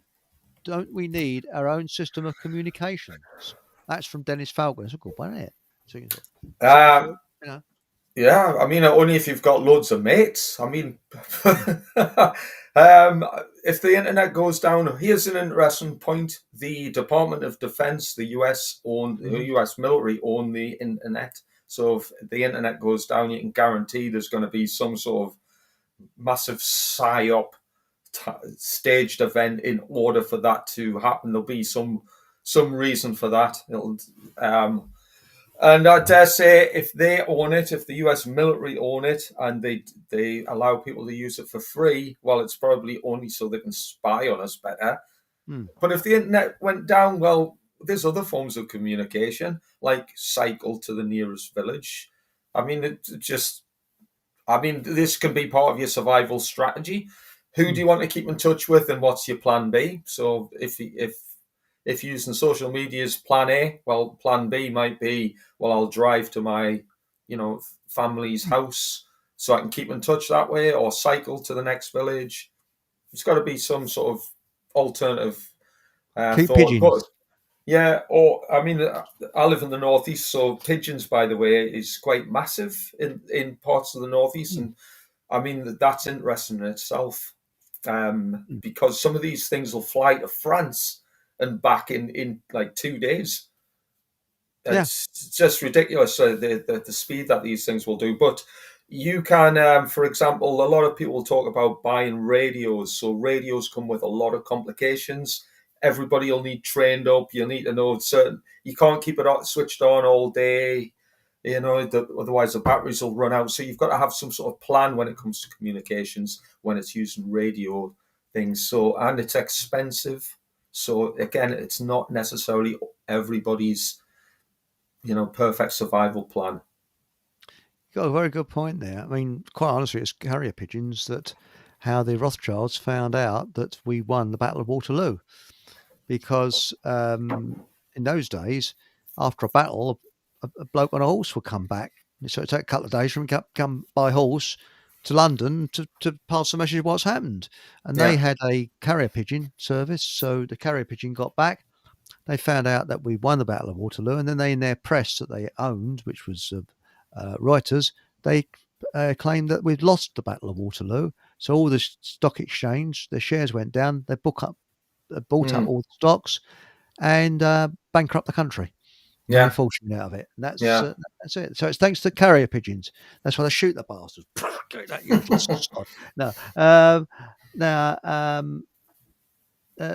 Daisy said there's no phone boxes now, which was handy before mobiles. I'd knock on someone's door if desperate.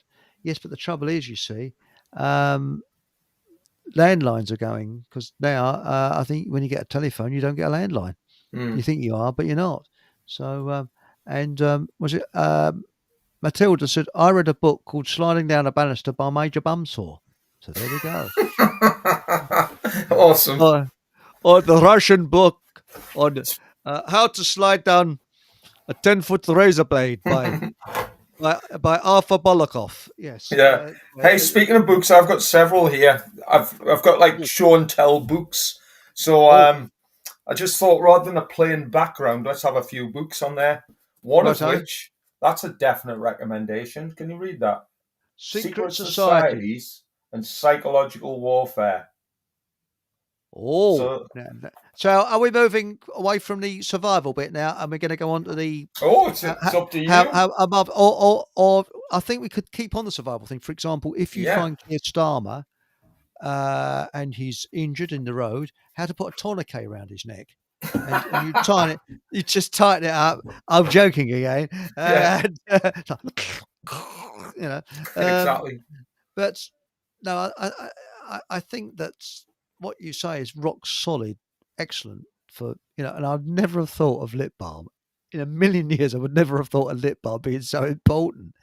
But what about easing aches and pains on your feet? Because that's what, because I've got this bleeding bunion. How do you deal with that? Do you sort of do you use your lip balm? I couldn't Yeah, speak much for about bunions because I don't know much about it. yeah, I mean, obviously, I used to be a soldier, so I spent pretty much my entire mm, working life on my feet. Walking with heavy loads. I mean, that thing's pretty heavy, but probably nothing compared to what I used to carry in the army. But I spent a lot of time on my feet, so wool. This is one top recommendation. mhm, British Army wool socks. I mean, I haven't brought any to demo, but I would massively recommend them. They're very well padded, obviously wool as well, so natural products. So mhm. they'll, even if they're wet, they'll still have warmth insulation and still be relatively comfortable, and they will dry relatively quickly as well. So that's a top tip. Um, have a well uh, broken in pair of boots. So be used to Mm. wearing the boots that you've got. So you go to the shops in them, walk around the town with them.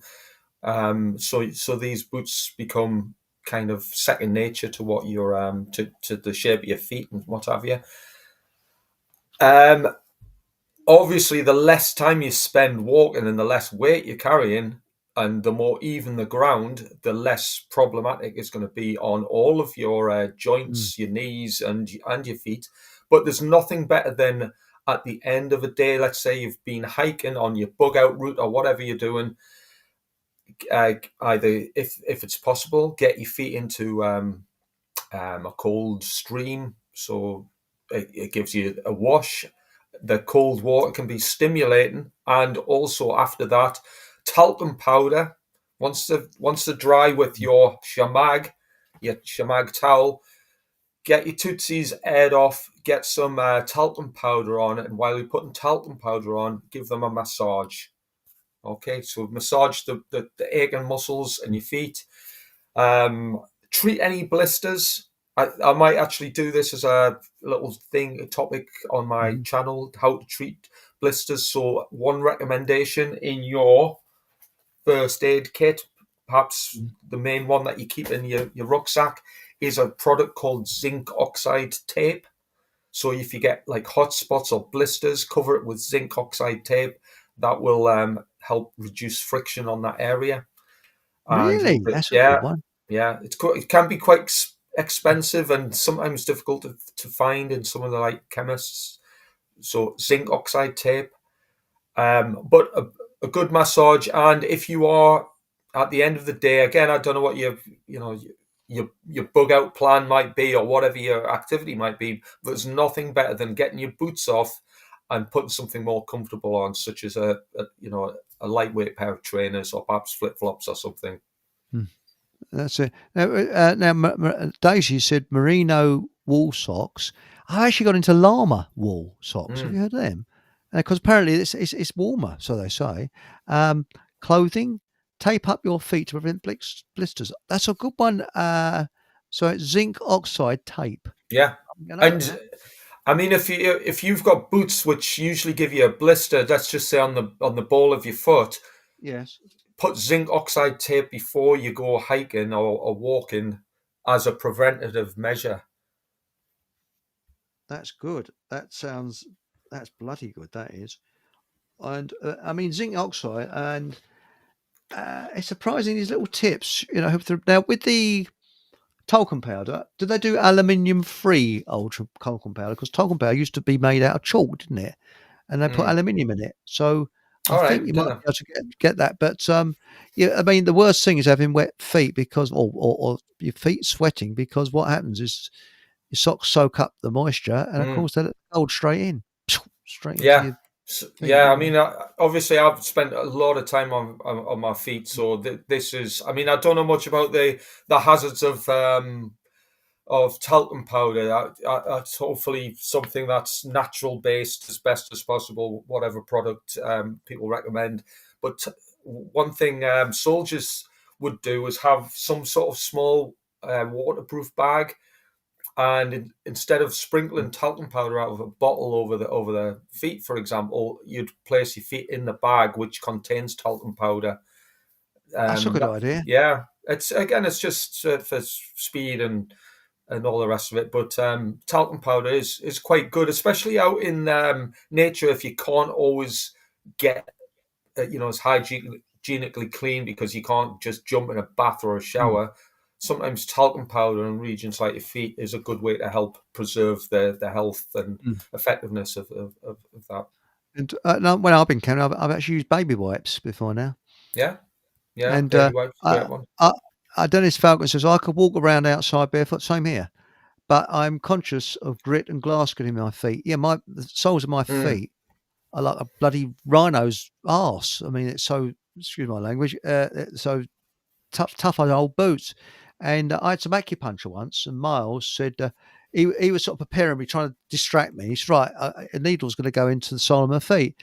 And I went, boom. I didn't even flinch. He went, right. And he said, bloody hell. He's quite surprised. But yeah, because I walk around barefoot in the summer. When I go shopping, obviously, I put some shoes on, but I walk around the house and I walk outside. And I actually went to post a letter and I thought, oh, sorry, I forgot to put my shoes on. But I still got a bleeding bunion, even though I walk around barefoot. All right. Yeah. I mean, that's something I do. I mean, I haven't for a few weeks now, but I tend to do grounding. So I'll step outside, preferably on the grass, barefoot, or down the beach because I live by the coast. So I will. Yes. So I'll sometimes go for a run, then go in the water to help relieve muscle aches with the cold water. So I've got the cold water therapy and grounding at the same time, and a bit of health and fitness going on. So again, the health and fitness is massively important as part of our long-term survival strategy. That's and if we're not, one thing I would say is if we're not doing that kind of thing now, it's unlikely we'll carry that when if things start to get more stressful, we'll probably neglect that area. So things like grounding, cold water therapy, that doesn't necessarily just mean the sea, but rivers. Again, that might not be for everybody. So obviously consult with your own health practitioners and your own, bodily needs before you embark upon things like that. But I find that massively beneficial. Grounding especially. So all of these things are helpful. Yeah, because you can actually buy. I've actually got a grounding blanket on my bed. That helps a lot. Now, do you want? Shall I show Bob Proctor? Yeah, or shall I leave it out? Or go for it. Yeah, that's a good idea. Okay, right. So I'll try and get Bob Proctor on. Now, this is how to track what you want. So here we go. Let's share. Let's do this, and off we go. Come on, mate. Come, Bob. You don't attract what you want. You attract what you are. If you want to attract what you want, you've got to see yourself already with it. You've got to understand that you've already got it. Start to see yourself mentally. You've been given the faculties to do that. Use your imagination. See yourself already in possession of the good you desire. That will flip your mind onto a specific frequency. And you do think on frequencies. It's on that frequency that good you desire is going to start coming toward you. And you will start moving toward it. If you want to attract what you actually want, you've got to see yourself now already with it. And know it's only a period of time until you moving toward it and it moving toward you, and you become one with it. You've got to become what you want. You've got to realize that the minute you hold your mind in harmony with the good you want, then you've already got it. It's only a period of time till it manifests in physical form. You don't attract. And there we go. And I'll just come back here. Where are we? So, hello, Patrick. Patrick's just come in. And hello, mate. And that's Bob Proctor. And really, when you think about it, part of your army training is Oh. frequency, getting yourself in the right frame of mind.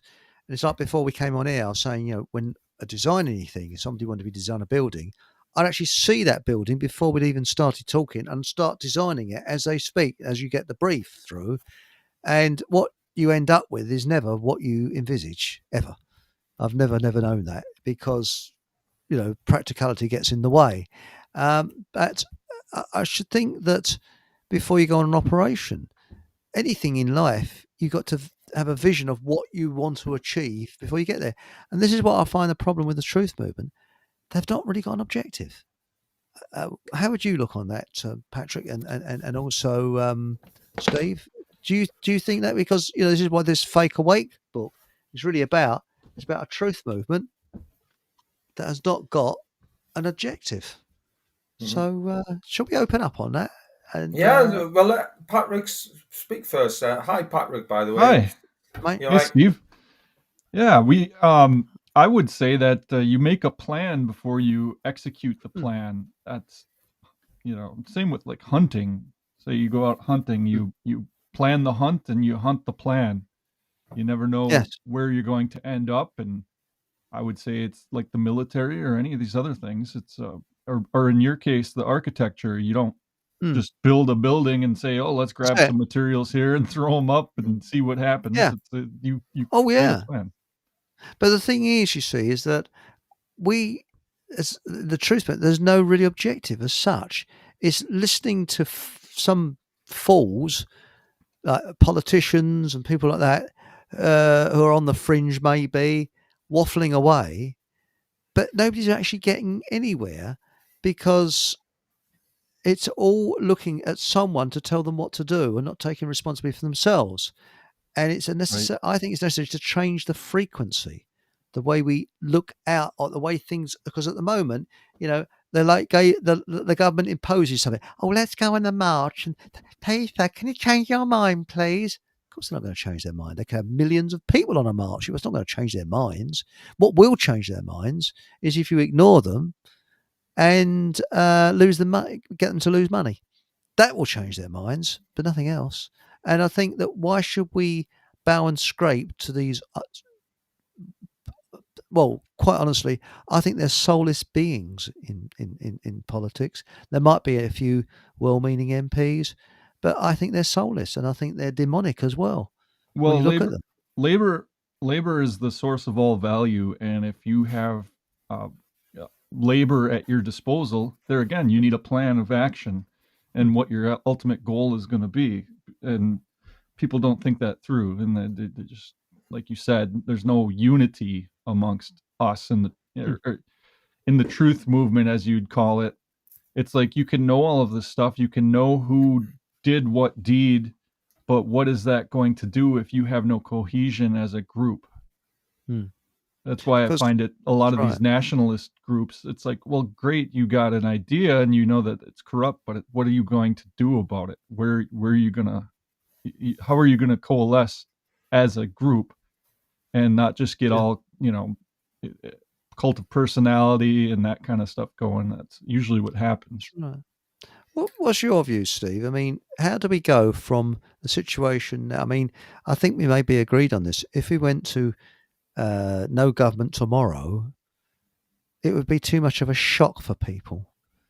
Would it work, or would it just be complete chaos?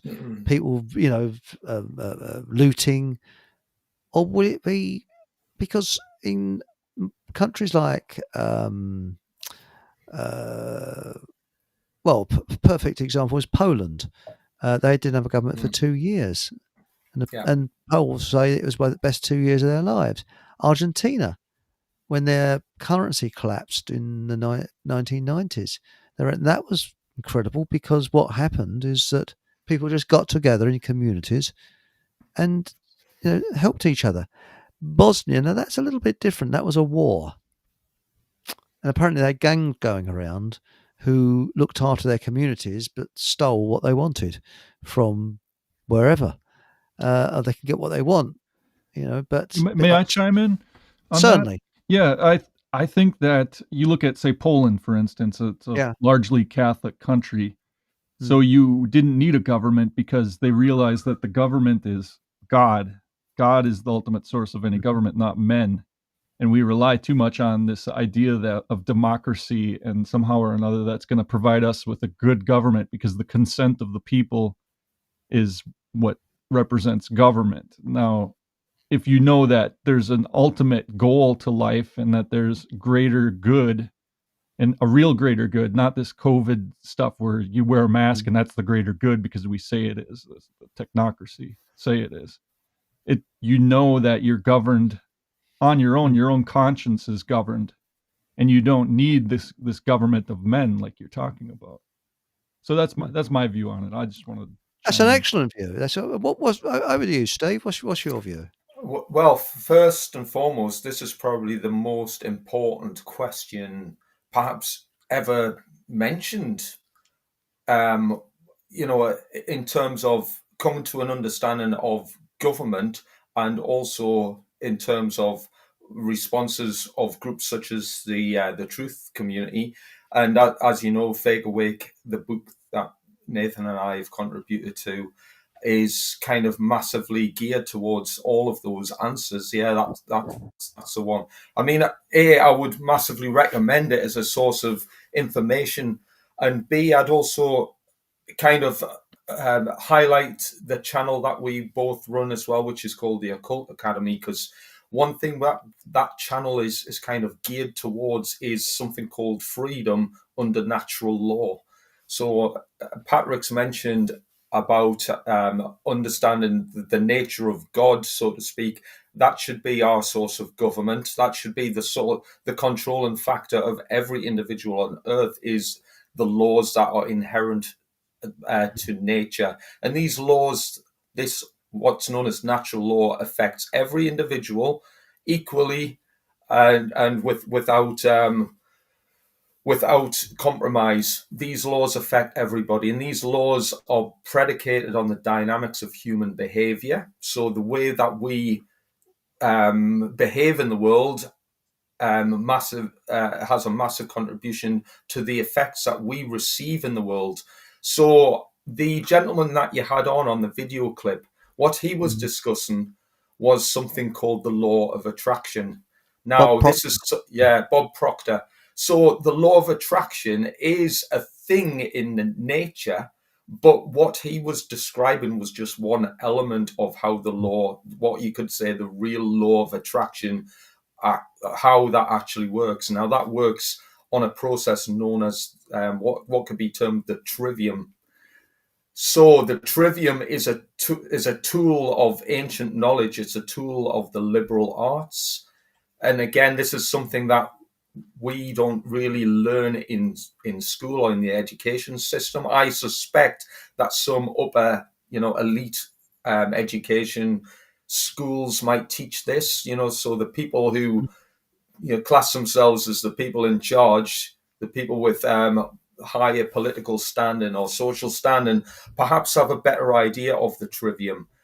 What Bob Proctor was accounting therefore was just one aspect of the trivium, and that is basically everything starts and it's generated in the mind. And just as you said yourself, Eric, everything generates in the mind. When you design a building, first of all, you think about what you want, and then you make a plan in order to generate those effects. Now, the trivium is quite simple it's simple and magnificent in its own right, but this is how the building blocks of reality are actually constructed. First, things happen in the mind, then they get generated, you could say, through emotion, and that emotion drives our physical actions. So it's one thing thinking that we want to have let's just say, an outcome. We might want an outcome in our minds, but if we don't actually drive that forward based on a heart-based emotion, which drives our hands, this is known as head, heart, hand in ancient religions. Some religions will refer to what's known as the Holy Trinity. Now, these are aspects of occultism that few people understand. So this is one thing that needs to happen, and this is what would be my biggest take on if we want to achieve a successful outcome to a situation that we're all facing here on Earth, in reality, what we need to do is have a greater appreciation and acceptance of what's known as occult information. So occult information, the word occult, everyone knows that means hidden. And what's hidden? Well, things like the trivium. The trivium is hidden. So the New Age community, for example, have a very poor understanding of manifestation.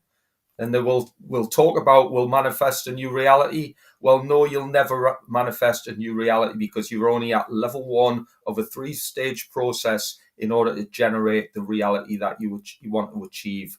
So your reality is never going to happen. So occult knowledge is the answer to many of these problems. Excellent. And Alice Gorgeous says, manifestation is what? Well, if you look around you, everything that has been invented is a manifestation in a way. You know, this seat behind me, I'm sitting on, the microphone, everything came from someone's imagination.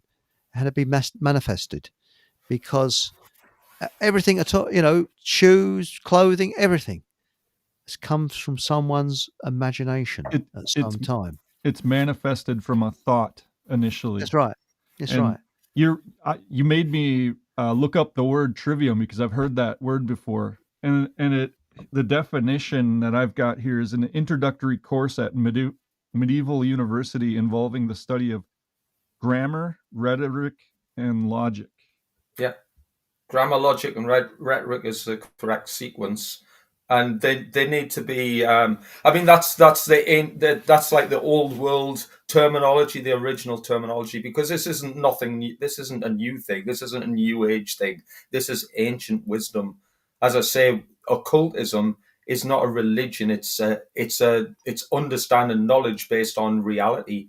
So occultism is hidden information that relates to two formats which are massively important in the way the world is constructed. So if we don't understand the occult information, i.e. how the world is constructed, we basically walk through the library of books without turning a page. And that's where you could say the truth movement are at, because we have got some good ideas and we've got a general appreciation of what we want to develop. But because we don't understand the process to generate it, then we can never do so. We can never be successful, because we just are lacking the occulted skills in which to build upon reality. So when I mentioned the two, you could say, process of information of what the occult is, well, those two things, the first thing is what's known as the macrocosm, which relates to big things. So macro as in big. And these big things relate to the laws of nature. And when I say the laws of nature, not just the laws of science, material science, such as thermodynamics, I'm talking about what could be called the spiritual laws of nature. So these are the things that most average person, if you mention what the Hermetic principles are, most people wouldn't have a clue. But these are the building blocks of nature. And if we don't understand them in particular, then we're going to be walking through the world with blindfolds on. But the second fold level of information that the occult covers is known as the microcosm. So obviously, microcosm is the small things, as in micro, and that doesn't mean it's less important. But what that relates to is how this functions, because how the mind functions, how the human psyche, how the psychological aspects of the mind work, is massively important to how the overall picture of how reality is then in the macrocosm is constructed. Steve, so Chris, yeah, I need to leave, but and I just want to say thank you. It's a pleasure, and also thanks for the work that you're doing by expanding this channel. Thanks, Patrick. Oh, you're welcome. Yeah, we'll talk later about that. Yep. Okay, Cheers. see you, mate. Have a nice day. Now, the thing is, Alice Gorgeous says the New Age people think they can manifest New Earth by avoidance. Well, no, I think what we're looking at is doing things in a community locally.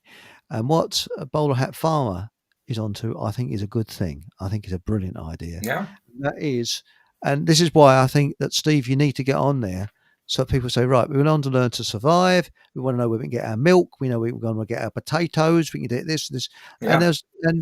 On Thursday, Paul English was talking to a farmer who's just started selling his milk, raw milk, to the public because a large organisation, conglomeration, has actually screwed him, basically.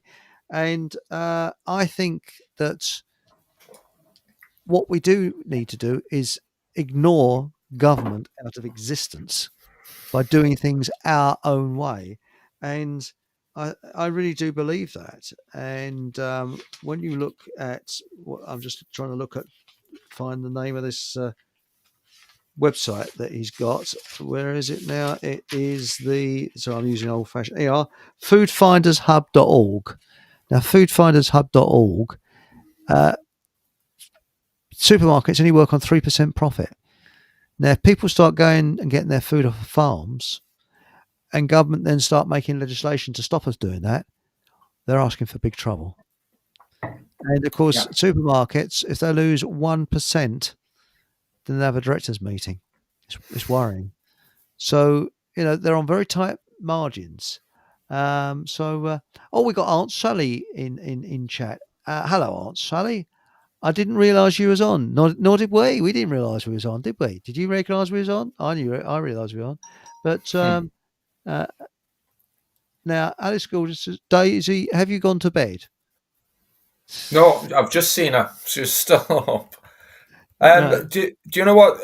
You've mentioned some great points about things like supermarkets, for example, and the food hub thing. I've got absolutely no no problem with people setting up, community-based projects and things. This is great because we need to think outside the box. We need to think of alternative means of doing things. But one thing that is massively important is, and again, I will keep stressing this because I understand survival, but one of the key aspects of survival to the longevity of the human race, you could say, or to the progression in any form of evolution beyond the tyranny that we are experiencing, because government are broken. Government are massively broken. They are genocidal maniacs, war criminals, treasonous.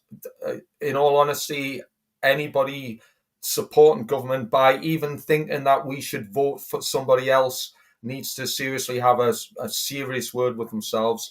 So when it comes to one of the reasons why you could say, why are we failing as a species to allow tyranny to take a massive hold over how we and dictate how we live our lives, is simply because you could say, what's the root causal factor of that? Well, one root causal factor is the fact that we are not on the same page collectively as a species, as a population, because many of us have got massively different ideas on what should happen and where they're channeling their energy. So when I say energy, I'm not talking about hippie woo-woo new age energy, because a lot of, and I'm going to upset probably quite a lot of people here, especially in the new age. The new age community is a massive psyop.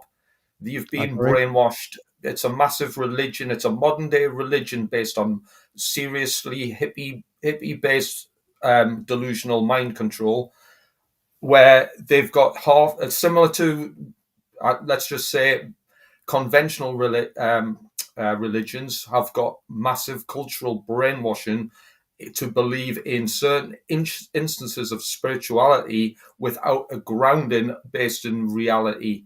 So when we have got thoughts based in, let's just say, fairyland, when we've got religious beliefs, what we haven't got is a firm understanding of provable fact and truth and principle. So we need to have a understanding from the mind based in truth and principle.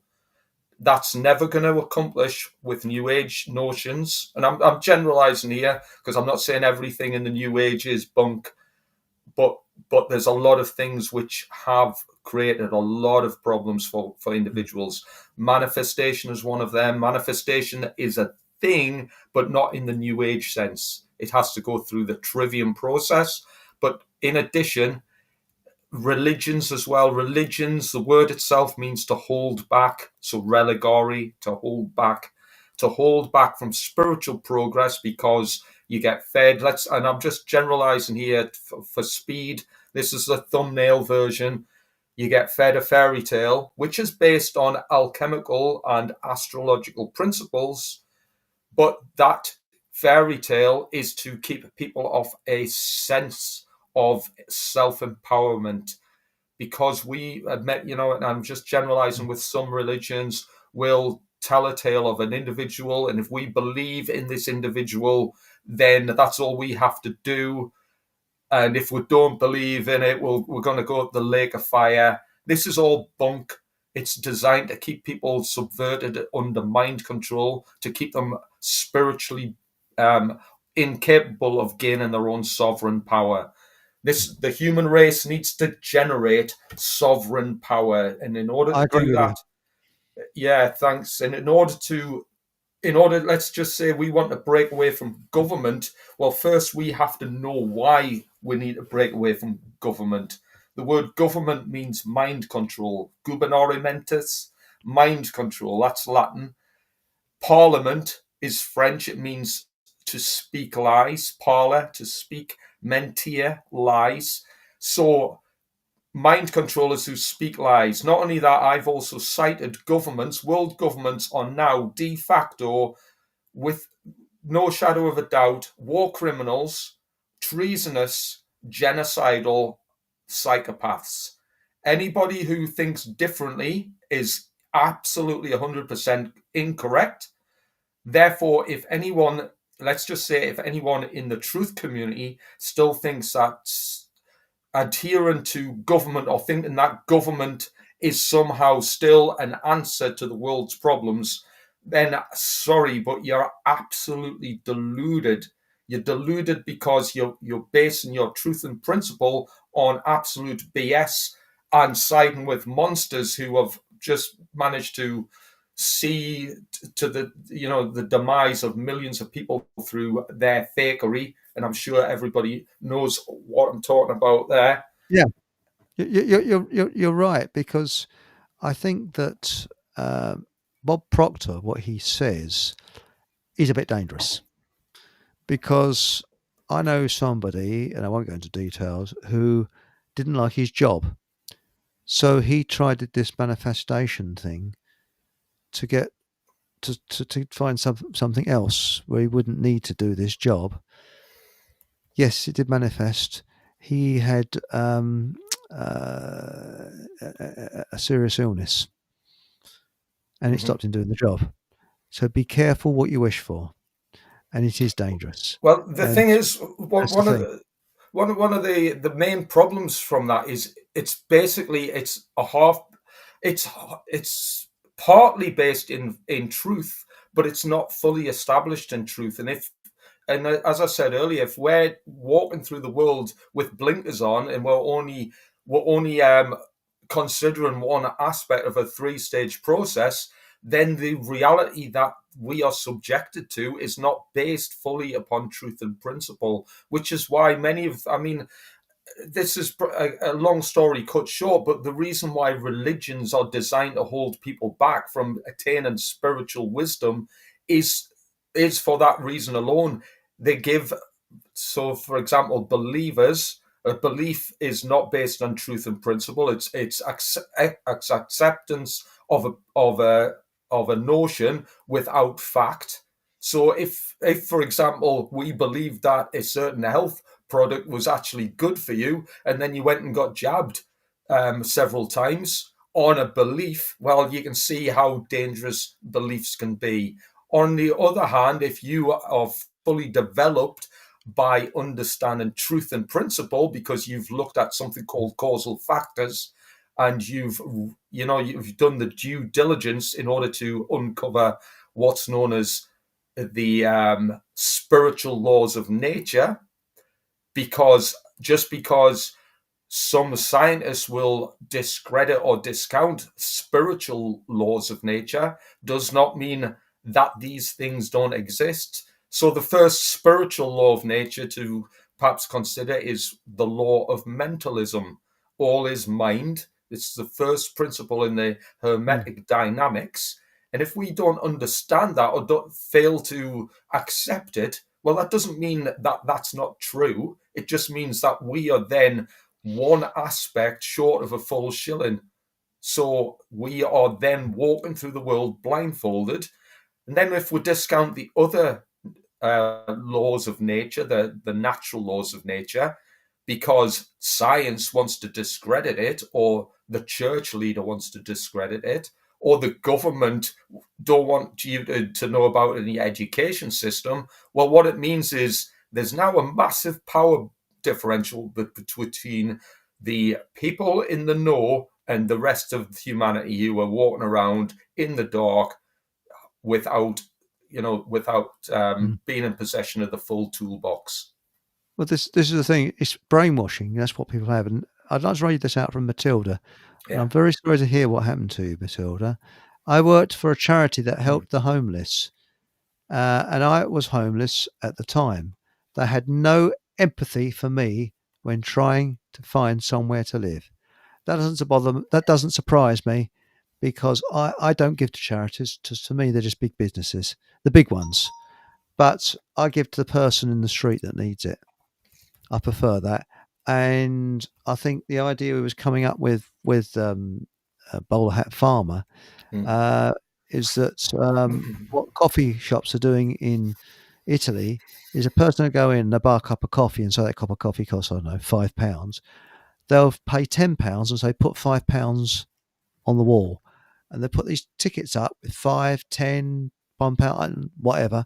So if someone comes in and they've got no money, they can take one of these tickets off the wall and say, and they get a free cup of coffee. And they don't know, it's a mystery, who is actually given the money.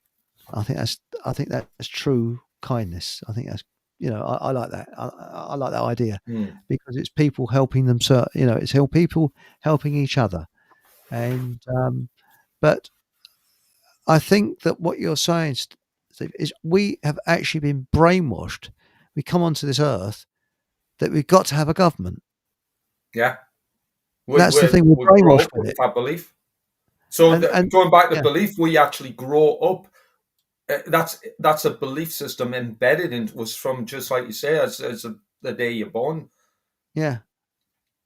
You're so right. What I would say to that, and sorry to tread on you. No, sorry, no. I treaded on you. Okay, all right. Carry on. Well, it's okay. Just while I'm in thought there, what the occult does, and again, a lot of people are really put off by the word occult. They think it all means evil and stuff. No, it studies evil so you can combat it. If you want to combat evil, you need to know your enemy. So if you don't know what evil is, and you don't know how people are manipulating others, psychopaths are manipulating other people, then you're going to be stumbling in the dark forever because you don't know how your enemy operate.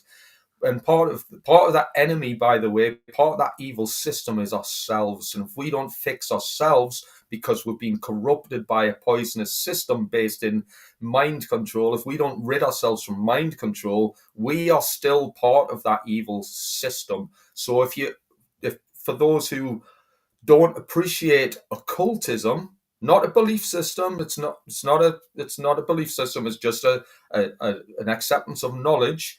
If we fail to or reject that information, what we're doing is we're just maintaining the system of evil by our own ignorance. So where I'm going with that is, in order to understand how the world works, we need to understand the things that have been hidden from us. So occult information is based on the macrocosm and the microcosm, as I said earlier, but it's also based on things such as alchemy.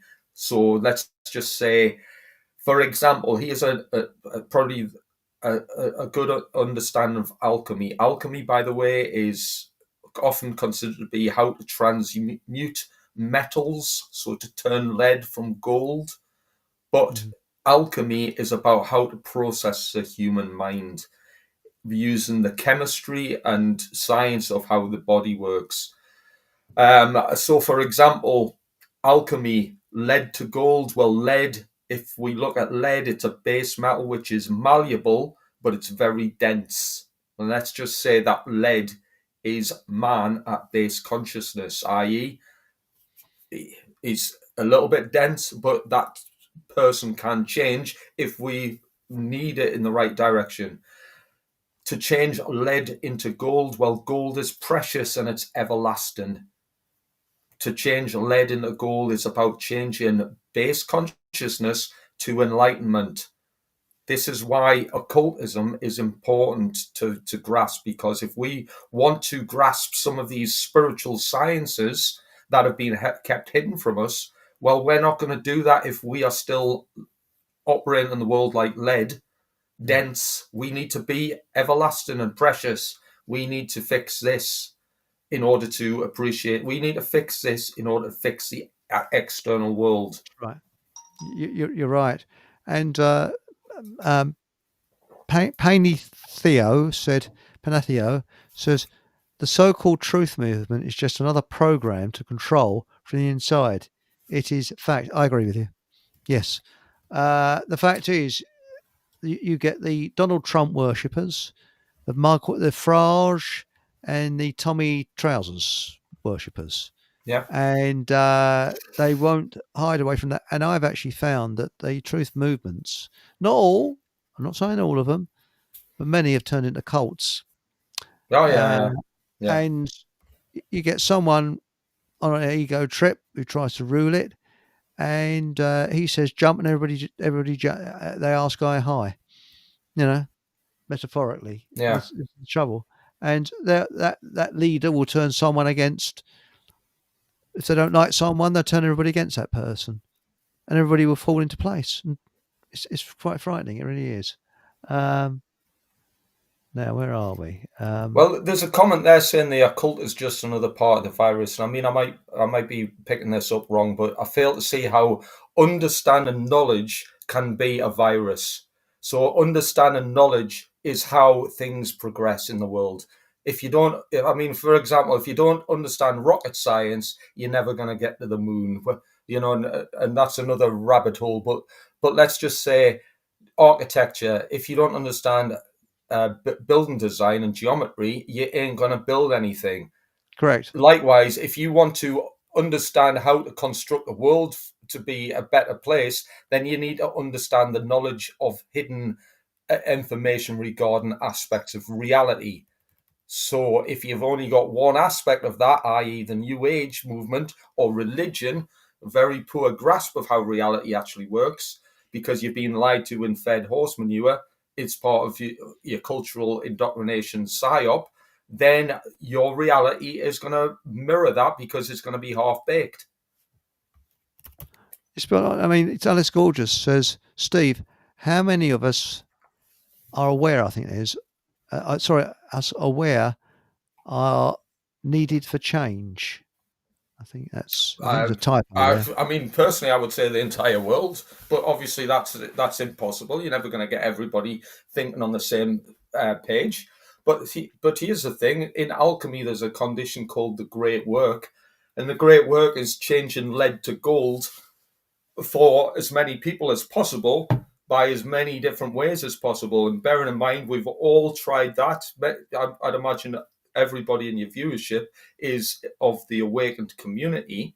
So the awakened community have been trying religiously to try and wake up the sleepy people by informing them of certain health procedures which are bad, or certain aspects of what the government are trying to do in part of their Agenda 2030 plans. But how many? And again, I'm not knocking that. We all want to save people as best as possible, but some of the sleepy people, for example, imagine trying to explain the hidden spiritual generating principles of the governing dynamics of reality. Imagine trying to explain the Hermetic principles and natural law and something called objective morality to anybody outside of the truth movement. they're literally, their heads are going to just explode. Or You're right. that's if they don't walk away from you 20 minutes before you even open your mouth. So we're effectively trying to wake up a community of people who are literally, it's almost like and I'm trying to be respectful here to people who are completely, falling for the hypnosis, the cultural hypnosis that people are under. It's almost like trying to wake up the dead. We need to spend less effort trying to wake up the dead. We need to spend more effort trying to wake up ourselves. Because a lot of people might think I'm a little bit abrasive here, but how many of us, for example, understand alchemy? How many of us understand the aspects of astrology? And I'm not talking about horoscopes. I'm talking about how the heavens work, how the macrocosm works, because the macrocosm works in conjunction with what the microcosm is doing. These things are intertwined. And if we don't understand in here and we can't fix this and process this, then we can't fix the outer world. This is the hidden science that the upper elites who rule the world are hiding from us. This is what the occult means, hidden. This is what they're hiding from you. They are hiding principles of what's known as natural law, which is why government works. The only reason government works is because we are massively brainwashed in order to accept the dominance of an external bunch of people who have got no God-given rights to own anybody. I don't own, let's just say the viewership here, I don't own anybody watching this show. If I was a billionaire, I still would not have the God-given rights to own anybody. I can't own, I could ask somebody to do something, or I could pay somebody to do something, and they might oblige, but I can't have a right to tell anybody else how to live their lives. However, the majority of the world, 99% of the world, have accepted a group of people called the government and believe that this group of people, who are just human beings made of flesh and blood like you and I, have the God-given rights to tell them how to live their lives. Why? Because this is broken. You're right. Government only works in a society with a broken mind. Well, minds need to be fixed. Now, Penny Theo said, I would love to be part of your podcast.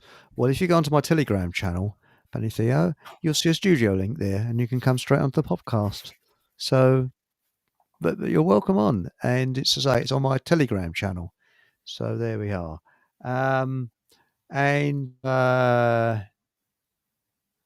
Now we got here, and my one is what is it now?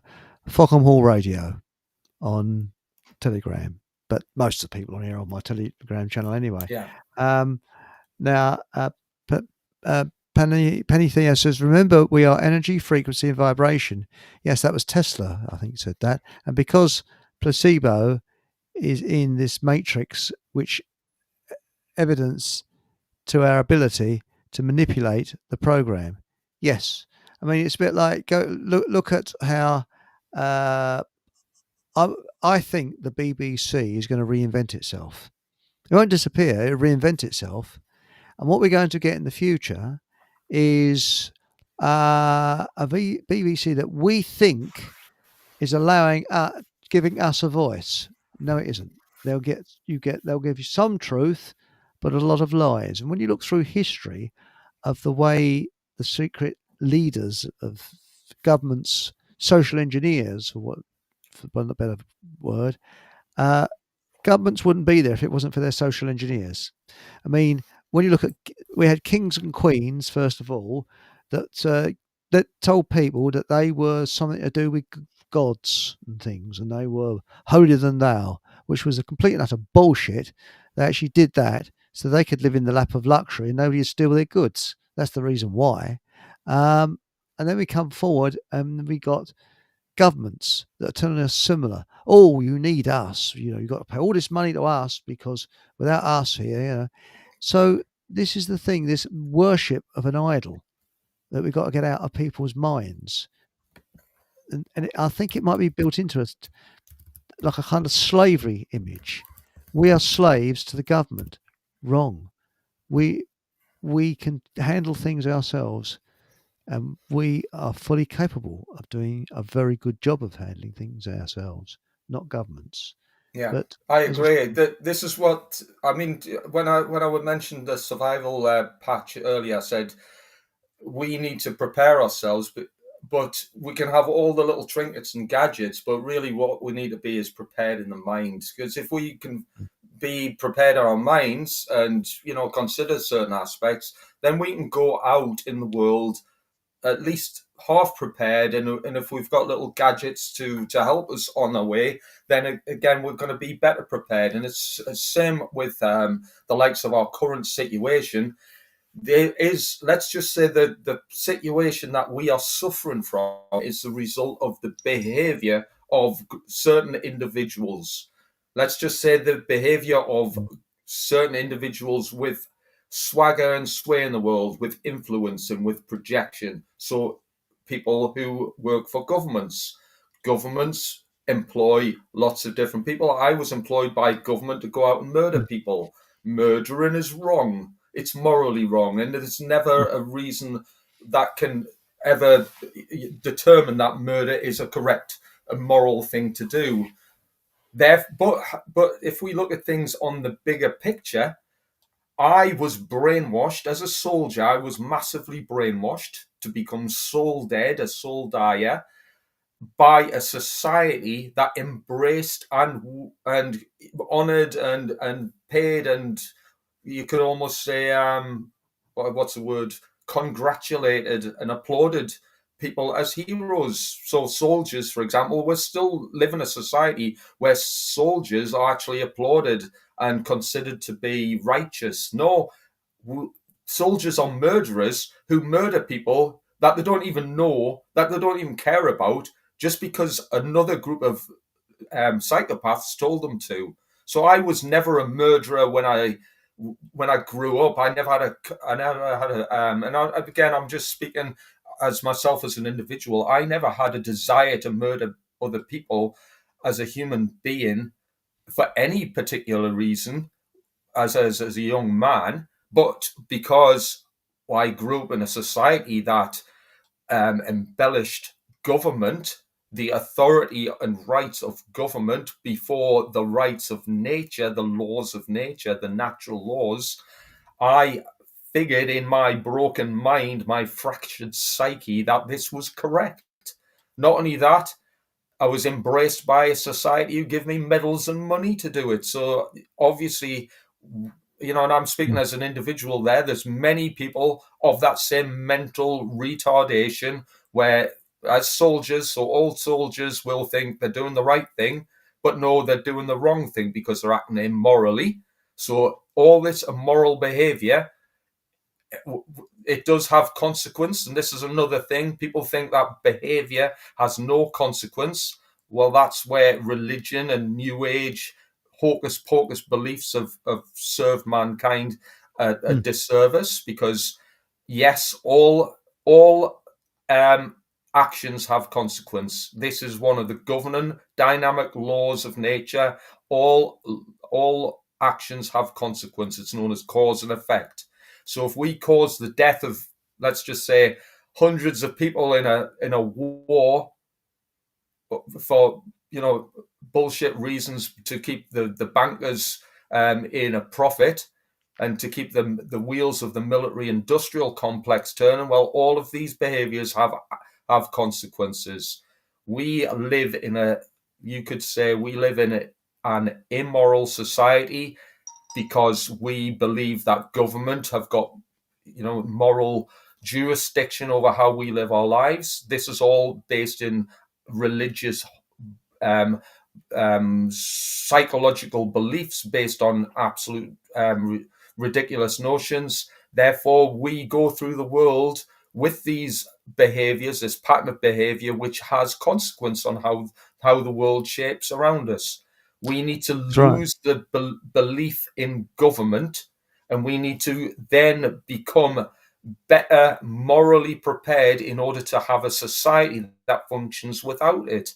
Until we are better morally educated, and part of that moral education requires understanding the occult, because the occult teaches natural law and objective morality. And I would, even if I was to say how many people in the truth movement, I mean, I'd appeal to any people watching this today, ask any of your hardcore truther mates to describe what objective morality means, and then describe what natural law means, and see what the results are. And if we don't understand those two principles, well, you can see why there's a disconnect between how we want to shape reality and why we're not actually doing it.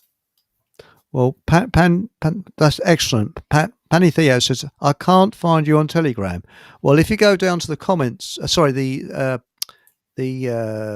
section below here, there's a link to it. And I've also put a link up on the screen. There's a link to my Telegram channel. And there's also, as I say, below where it says description of this show, it shows that. And also I'll put up a link to your Telegram channel. Where is it? Say Survive the Apocalypse with Steve.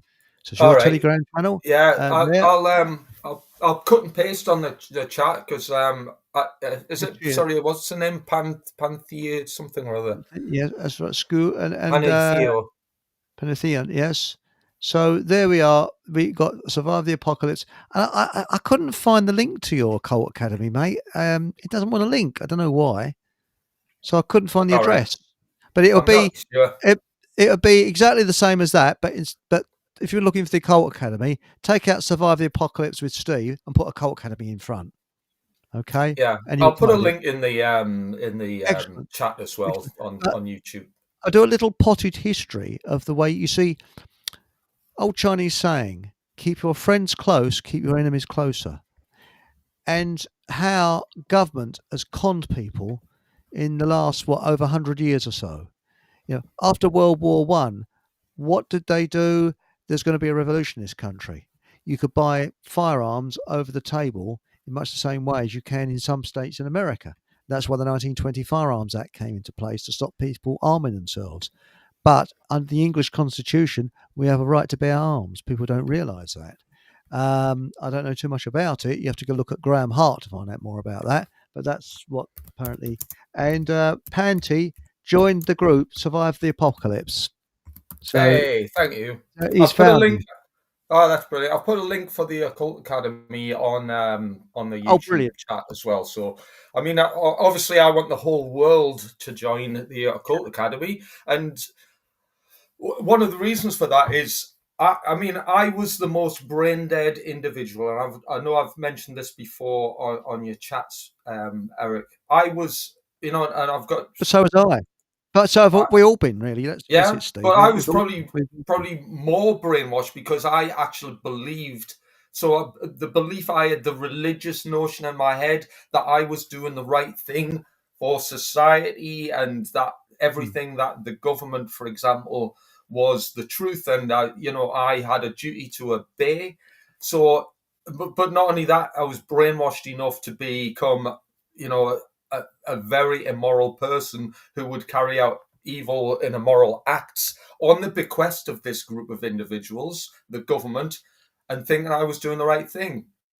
Many soldiers are still of that mindset. So I've tried to speak to soldiers, bearing in mind I worked as a soldier most of my life, and many of the people I worked with were my friends and what have you, my colleagues.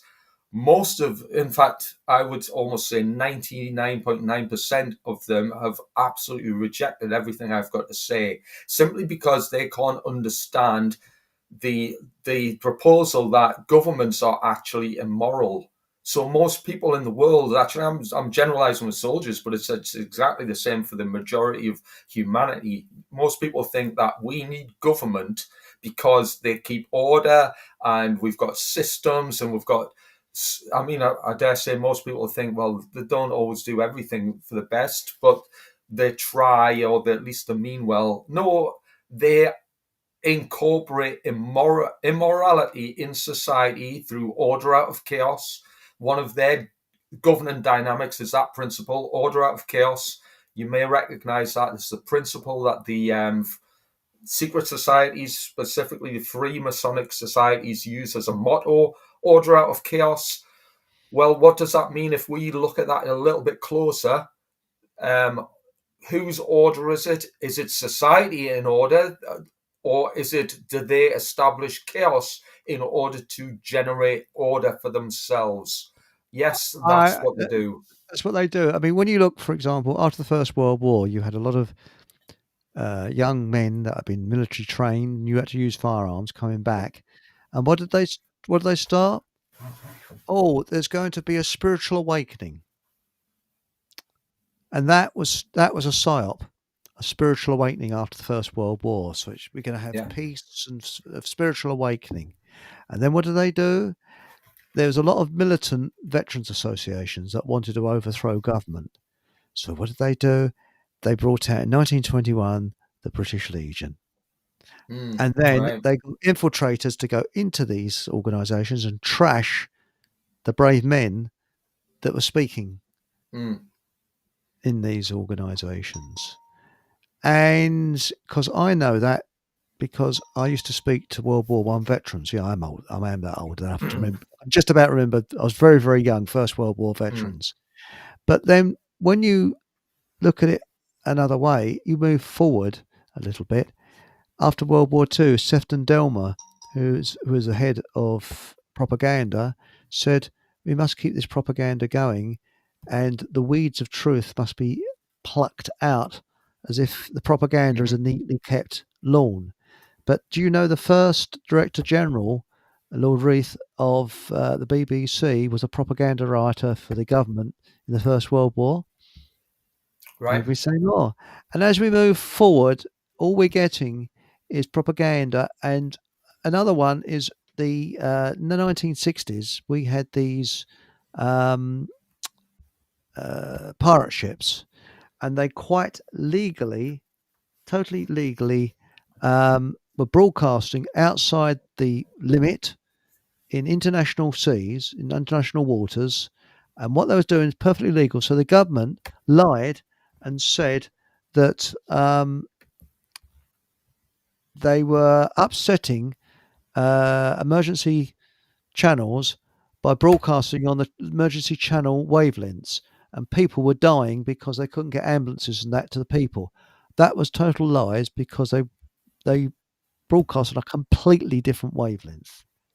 But that was to get the public against these ships.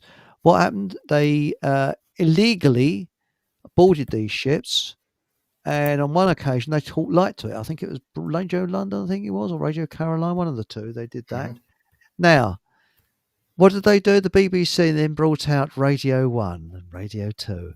And the disc jockeys that are on the pirate ships jumped ship, excuse the pun, and worked for the BBC. And a lot of people, including my sister, went, oh, no, oh, crumbs, you know.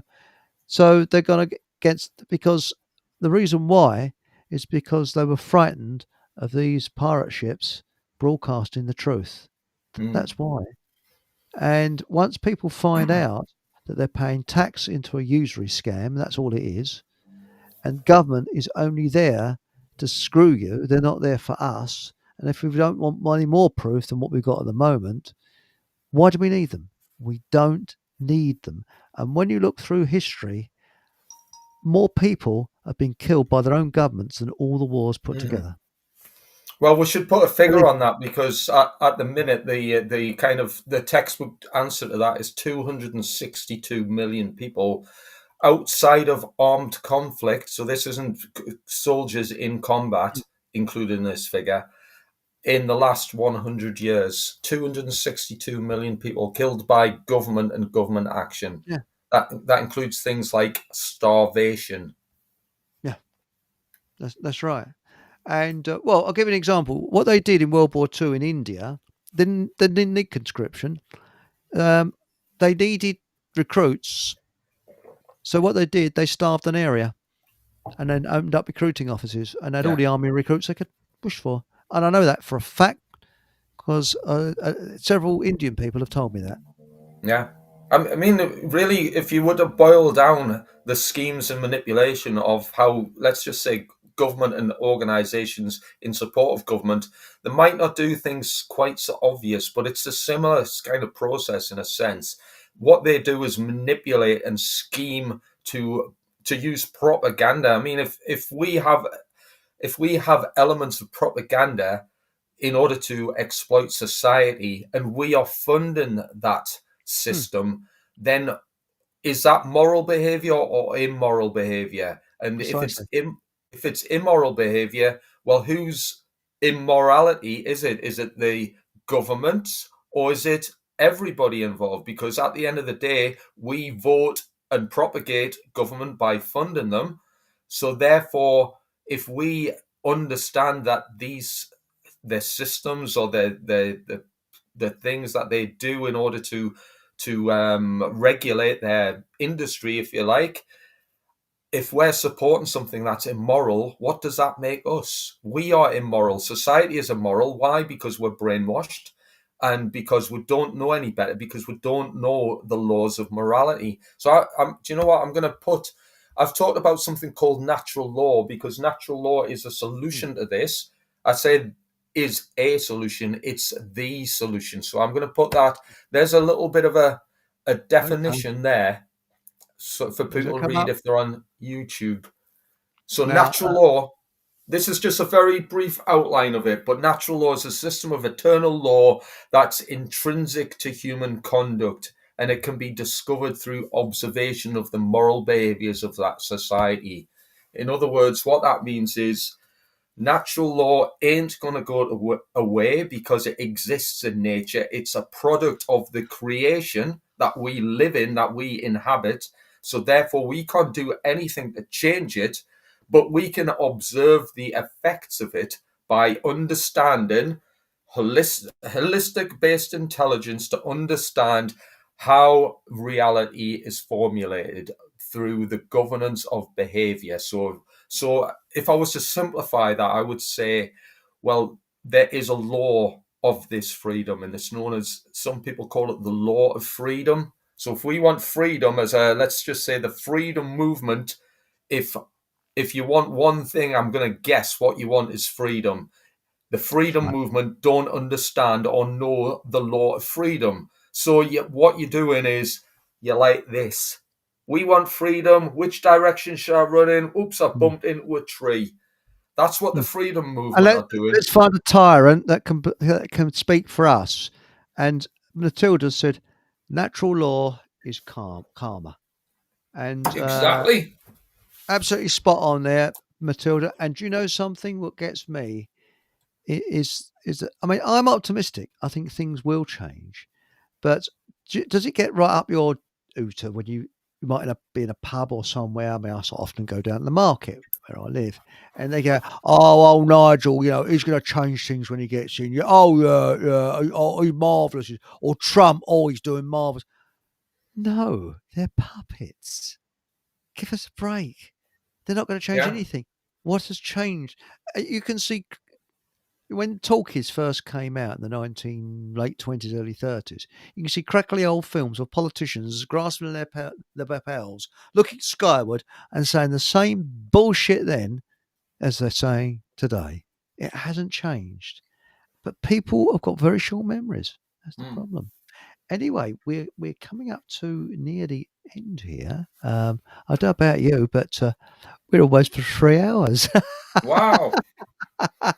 Brilliant. It's been very good, and this I think these Fridays are pretty good, isn't it? Really, when you come to think about it, and I think that your survival. I think we need to expand your survival. That's really interesting. And what do you think? We have a sort of separate survival to a separate, or we do it 1 hour survival, 1 hour this? I'm happy either way. I'll discuss both topics quite Yeah, happily. I mean, one yeah, thing I would say is the ultimate survival is spiritual survival, because we've got spiritual problems. We are in a spiritual war, and I'm sure everyone would recognize that. So the way to win a spiritual war is through spiritual solutions, which is, well, natural law is spiritual law. if you don't understand spiritual law, then we're doing ourselves a disservice to our survival. So that would be my top tip of survival: is understand the occult that tells and teaches about all of these spiritual laws that we need to understand.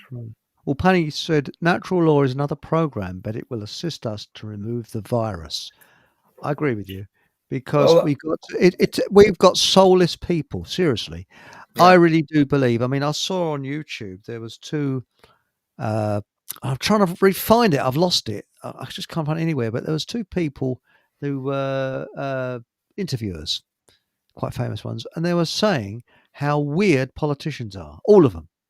They said everyone we've spoken to has been weird. There's something not quite right with them. I don't think these people have got a soul. There might be some that have, but many of them haven't. And to know that, I mean, for example, with taxation, because you call it tax, it's perfectly okay. So, if I sort of, I don't know, went to my neighbour and knocked on the door and said, £60, please. And he'd say, what's that for? Oh, well, I'm going to do your garden up. Oh, all right, then this is 60 quid. No, don't do his garden up. Well, that would be taking money out of false pretences. But that's what governments do. Forcibly taking money out of false pretences. And the only difference between government and mafia is the mafia will come along and you'll end up in the bottom of the river with a concrete boots, and the government will torture you psychologically. Mm. That's the way they do it. But that's the only difference, And we got something nice from what's this? Nice to see you both on a Friday night. A survival program with like-minded people appears to be a good thing. Think of the knowledge when people get together. And I do like Steve's survival tips as well. They're bloody good. They're rock solid. Thank you. They really are. I mean, but they're things you wouldn't think about. I was thinking, well, what do I want an umbrella for? It's not raining. But that in May sounds. What's an NCP? National Car Parks, isn't it? Sorry, I don't know. Not Yeah. non-player character. I think that's Ah. perhaps what he's referring to. Yes, we've got Johnny Man. They have replaced natural laws with pseudoscience, reality deniers. Column's laws of natural displacement uses a proportionality, constant pressure temperature equals same as LG. Not many people know that. Can I plug my Occult Academy channel for Of course you can. I think Hang many on. people in the chat are already members of it, which is At the pleasing moment, to see. I will help you by promoting it even more by putting a banner there. Hey! Oh no, I can't do a Cult Academy one, can I? I haven't done. Right, let's remove that and see where it is. Oh, can you do the survival one? Okay. Well, Sorry do you about know that. what? I'll put a link to the Occult Academy on the Survival channel. So if anyone's Below here, there's a link wants as to, well. yeah, thank you for that, Eric. That's If anyone wants I to do every join week. the Survival channel, again, I'm not trying to plug this as being the best survival channel in the world, but equally the Occult Academy as well. That's a Telegram channel. There's very few people in the UK, by the way. In fact, there's very few people in the world discuss natural law or understand it. That's right. Nathan and I, who wrote Fake Awake with, we write and teach natural law. We do presentations based on natural law. We're probably amongst a handful of people in the UK who actually teach and educate on natural law. I've covered several instances of it this evening, but the Occult Academy is predicated on teaching freedom, how to generate freedom under natural law. So if anyone wants to know more about that and assimilate that information, please join. Excellent. Please join it. And as I say, every week down below here, you can, And also, you can buy. I think they can buy you a cup of coffee. Can't they buy you a coffee? I know they can with Nathan. And they buy me a cup of coffee as well if they want. You know, they think like the show. So, I think I'll put a couple of quid down. You know, help the poor sods. So, saving us playing the mouth organ or banjo outside the cinema, All right. doesn't it? You know. I live near Newcastle, so if anyone's in the northeast, don't buy me a coffee. I'll have a beer. Yeah, well, the thing is, you tour the country, don't you? So, you know, if you want to, is it all right to put your email address down or anything like that? You got an email? I'll mention that. It's Sixblade, SIXBLADE 473 at gmail.com. And it's along the bottom there. Oh, is it down there? Oh, well, Yeah, happy days. yeah. That's it. It's put it there, and I'll get one ready. I'll actually do a link to your Telegram channel for the Occult Academy next Awesome, time we thanks. come on. But for some unknown reason, that I couldn't find the link to it and whether I got it right or not. But Right. it doesn't. If you look at it, it doesn't link. I don't know why. I'm not sure. It's a bit weird.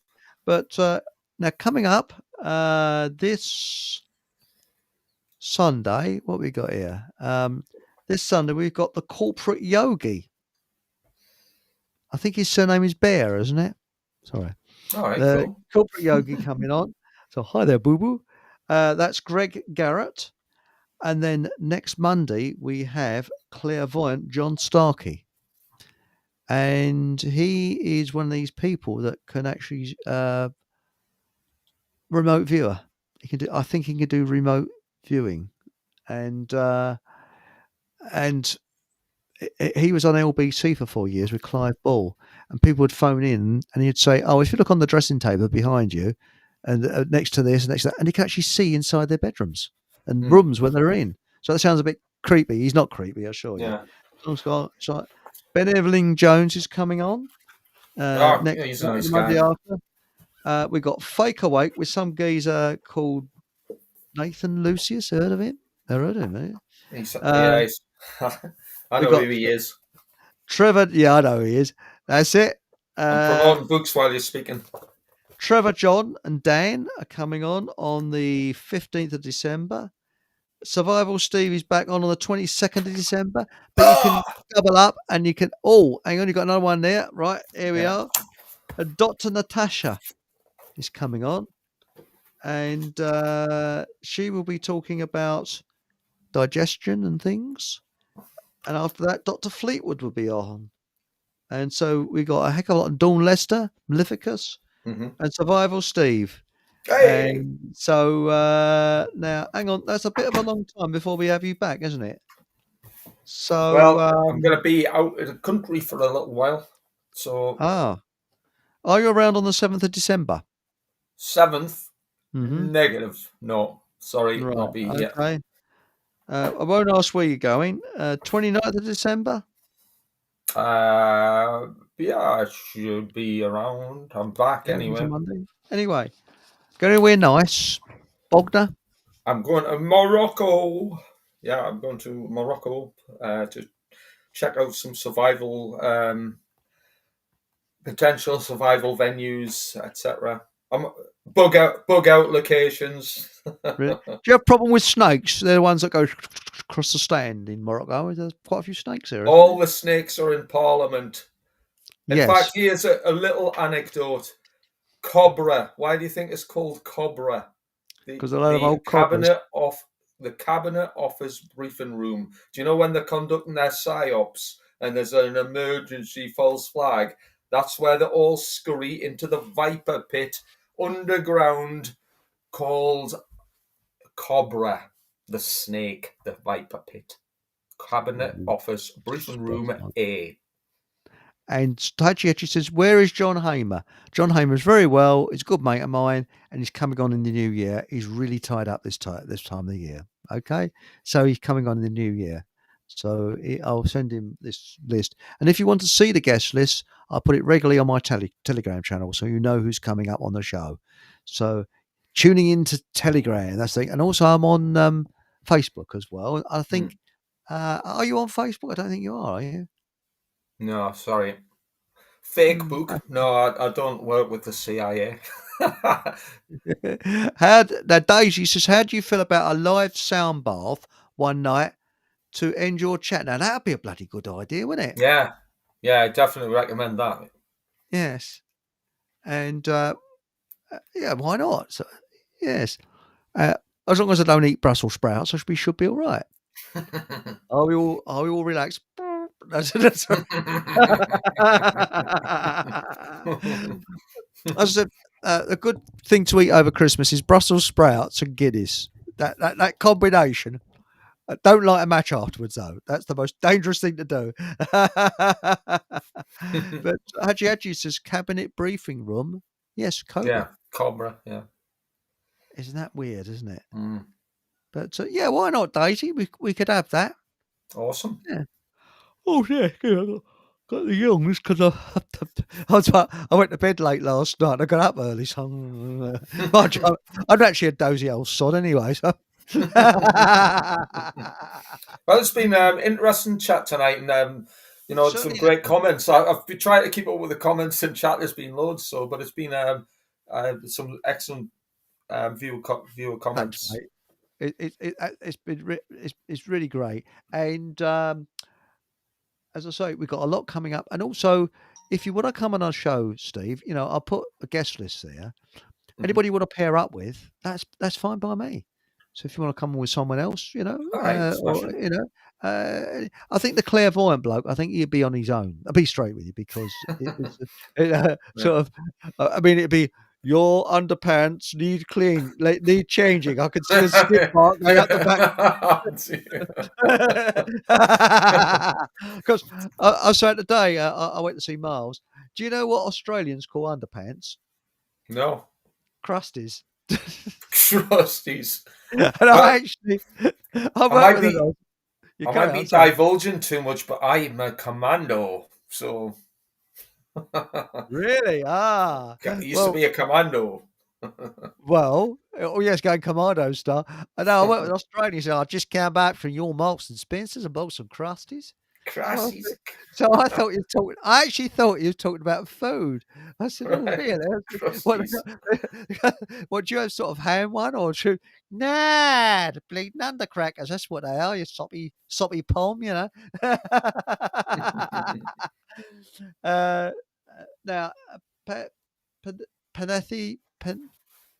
Penny said, "I'd love to do a pod with you both, with both of you." Well, if you get on the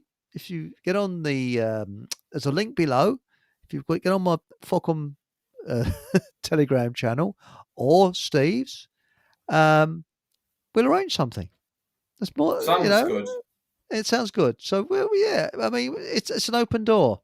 We like people coming on. So there we are. Yeah. So you're more than welcome on. Steve's. You're getting away from Starmer for a couple of weeks, so it'll probably be around Christmas or after Christmas.